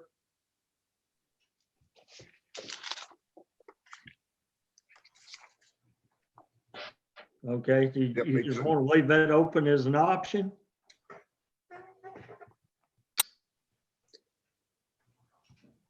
I'd say Yeah. for now, yes. Okay. Public service?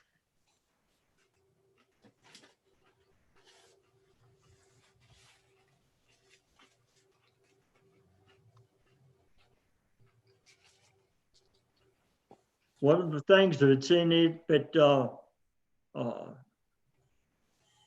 I was concerned with was animal control, 965, the salary for our animal control officer. That's kind of a division between different areas. So that was put in for that, and then the council will need to decide if you want it divided out and how you want it divided.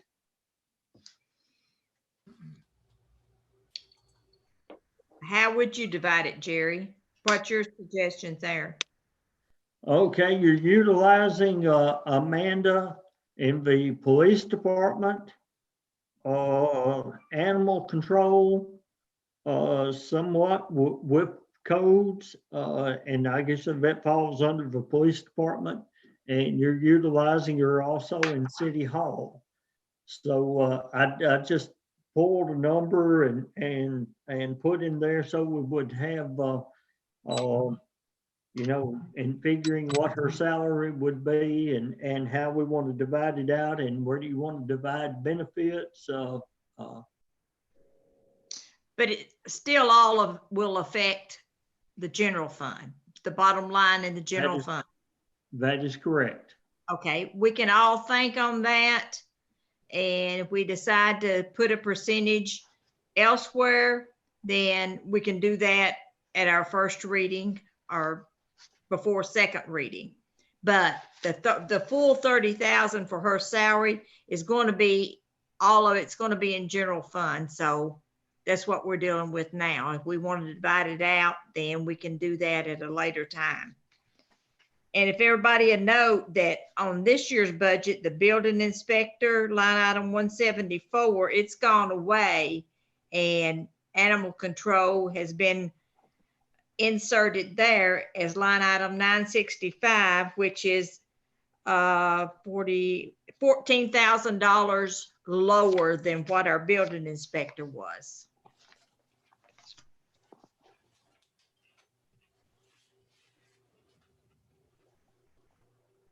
Any questions?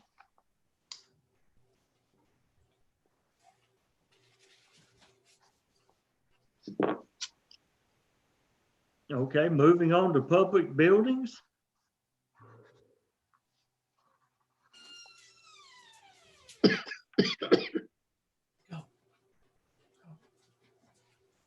Okay, I have a question, Jerry, and I don't think we talked about it the other day. the $2,000 in the community room, line item 301. What else was going to be done over there? What do we need $2,000 there for? That was just brought in. Originally, I had thought that there may be some things that needed to be done over there. Possibly even on the other side of that room, not so much a community room, but that Okay. building. But if that's, you don't feel that it's necessary, then it's quite okay to take that out. Is that one unit gone on that other side of the building? It Is it is, out? it is. Does it need to be replaced or fixed or? There's no one over there, so, you know, $2,000 is not gonna replace that unit.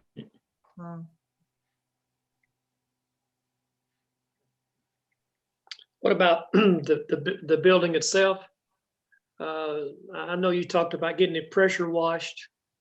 And also the building in the back, the white building, it is really looking bad. I don't know what you got in here, but that needs to be painted this next year.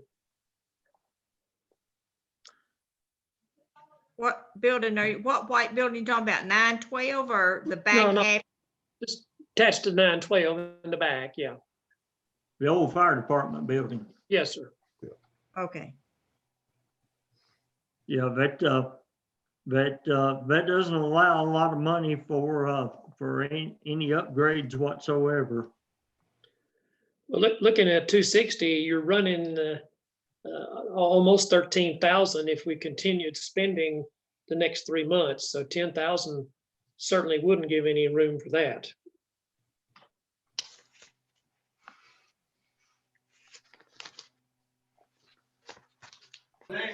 I will gladly take more if you want to give it.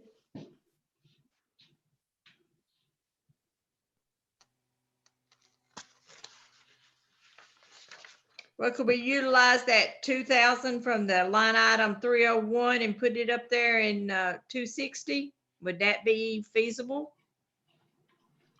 And also, we've carried the money over from the city hall update. We've used it on Windows 1 year, but you know, just anything else, it looks like we're not going to update much there either. But I did bring it forward. Well, I think the ladies at some point want to move the counters around. Is that right, Keisha? Yes. But then I think we would have to like fix the floor if we did that or something, they said. Well, we're not using the money this year under the city hall. Let me get to my budget here. Well, May 12th, which is tomorrow. I Huh? bought 2 of them, so. Do one tonight. John didn't mute it. Mr. Bradley, mute it. Doug's gone to bed. Okay, we only used 1,500. And Keisha, I think we discussed it look under City Hall, under our current budget. We spent 1,500 in July. Then we discussed the other day that was for those steps. That is correct. We don't need to take that against y'all's inside of your City Hall. That needs to go up into repairs and maintenance. Okay. Which had put us over budget, but in essence, you have not spent your $4,000 for this year. That could bring that forward to this upcoming year, like we did on the street paving before. Bring that as a fund balance item, the 4,000, and carry the 4,000 on over to the new budget. That would make you a total of 8,000 to do your upgrades. Y'all follow Okay. what I'm saying? Yes, ma'am.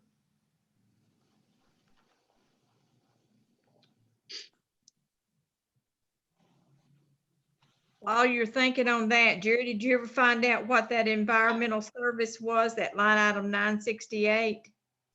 I think it was just as we discussed, but I believe and after talking with Keisha that day, when we were talking about it, I believe we need to leave it there as cleaning. Oh, cleaning, that's right, that's right, that's right.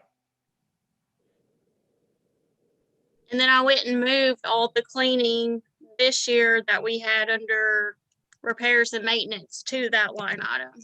Okay, great. So that should be reflected on the financial statement for, I think I may have dated it for April. Okay, good.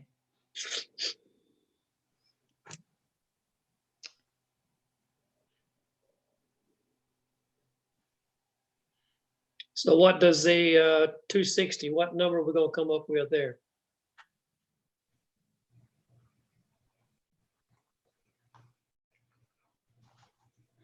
You want to move the 2,000 from the community room up to that line item? Because I when would like- I would like to do that. anybody that looks at this budget and sees line item 301, community room, they're thinking of the repairs that we done on it this year. And that's going to Correct. be their thoughts again. What else you going to do inside that room? So that's my I thought. think the only thing that you can do in addition to it now is purchase a computer for it and put a monitor on the wall. So once that's done, I don't know of anything else you can do to it. Well, Doug came alive then. Why would we want to do that? I mean, I'm just asking. Well, you've got a nice room there now, and it seems to be the American way. So Okay. we'll move that 2,000 to repairs. Well, we still could use it for that if we decided to, couldn't we? That wouldn't be a repair. It'd be a maintenance. No, That's a stretch. yeah, it wouldn't be maintenance or repair. But you're probably going to need it under. I'm afraid you're going to need some roofs on some buildings this year. We're not changing the bottom line then, we just, Right.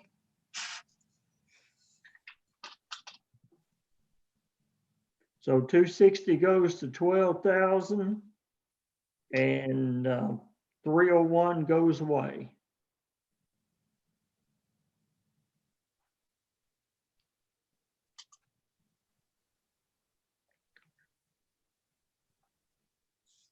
Okay.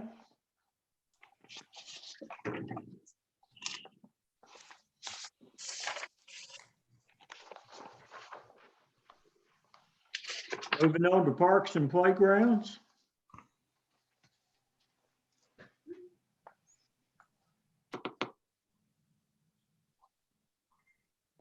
I think the only change that I made there was a change in separating out 260 and 261. Does everyone agree with that one? Well, if that's the case, you went from 30,000 to 18,000. no, we've never had that broken out as other parks. We've had maintenance all into one. He just followed those two. Look at your current budget. It's just 15,000 in maintenance, period.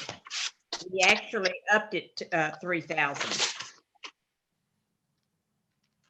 Oh, really? Yeah, the previous numbers there didn't exist.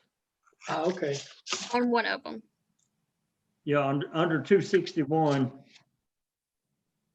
So those two, if we leave it like this, Keisha, you need to take the two prior years, 10,000, 15,000 out, make them zeros. Okay. To make those years correct. Gotcha. So actually, he's up in at $3,000, Tony. Okay, that's good.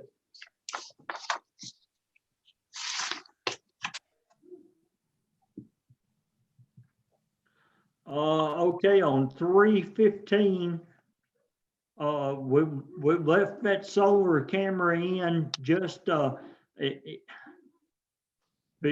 were discussing at that time possibly, trying to get another grant to put one in, and that was put there as a grant match.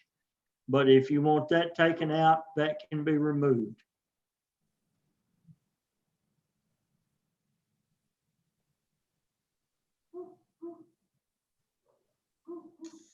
Keisha, this property grant, is it going to take care of the current solar camera that the chief is working on that was talked about? If we get it, you said it's put on hold, or we were put in line with for it. Right. They didn't give me an exact amount on what it would be. Did they give you a deadline when you had to, or when they would decide? They said that if I didn't hear anything by May 1st, to just reapply next year. So, but that was back when they first notified people. So I don't know if they've extended that, giving people more time to get their receipts in, or I don't know. Can you make yourself a note to check on that with them before we? I'd say leave it there, Jerry, in case we need it for a match. Okay.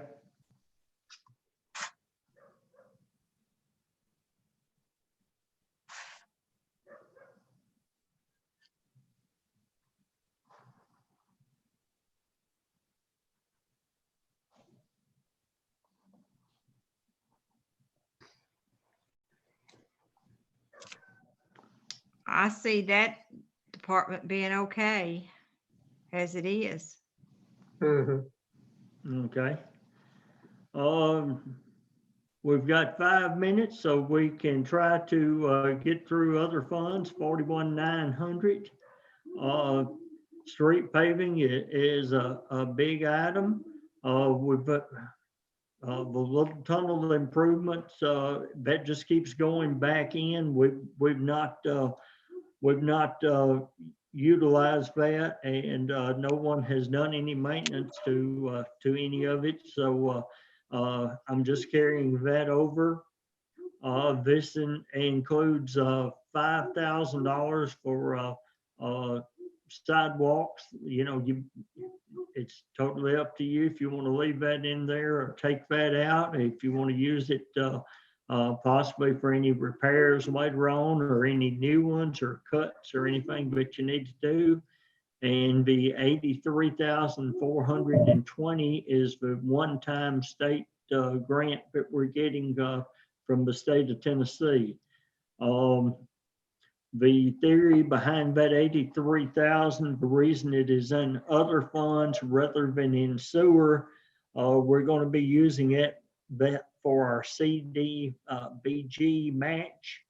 It's going to assist on that. Our match is $112,000, and this 83,000 will go toward helping that.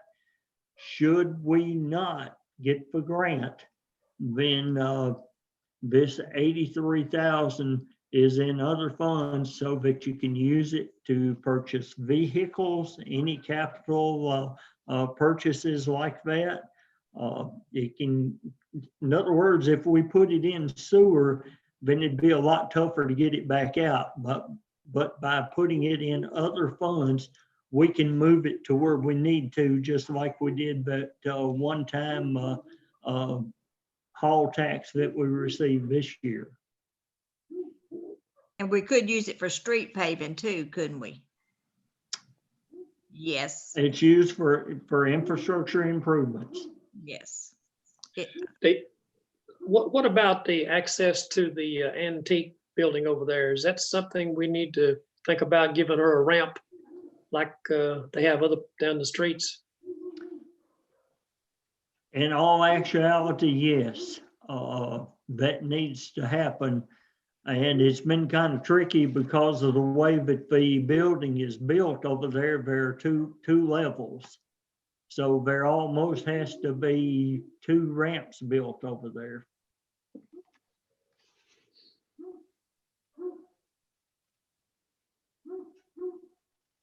And we talked about that several times before.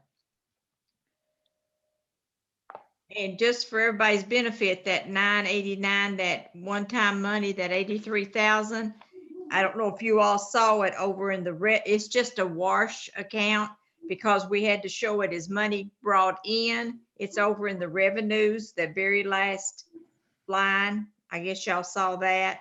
And then it has to be shown as expenditure. The grant money does. So that's not basically an added expense, even though we're showing it because we've got the same amount in revenue to cover it. A little tunnel improvement. I don't know what that, $1,000 wouldn't do much, that's for sure.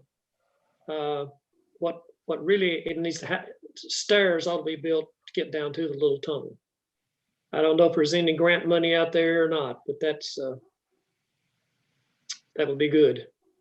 Yeah, that 1,000 is basically put in there if someone gets wrong amongst us and wants to seal the wood on it because it's in pretty bad shape already. Right.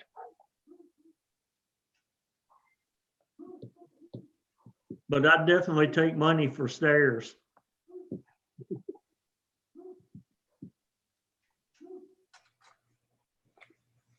Okay, looks like we've got 1 minute left, so do you want to leave that money in for sidewalks or take it out, or you want to move it up to street paving? The call is yours.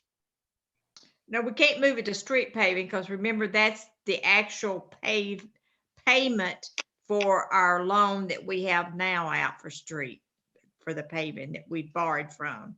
So that 51.5 is strictly the payment to the bank. Okay. You'd have to move it totally over into the street department. So could the sidewalk be a ramp if we decide to spend the money that way? Yes. I think we ought to leave it in there and see what direction we need to go. Keisha, what was the wording we discussed to change that to not just sidewalks / maintenance? Or something like that. Yeah. When we were discussing that.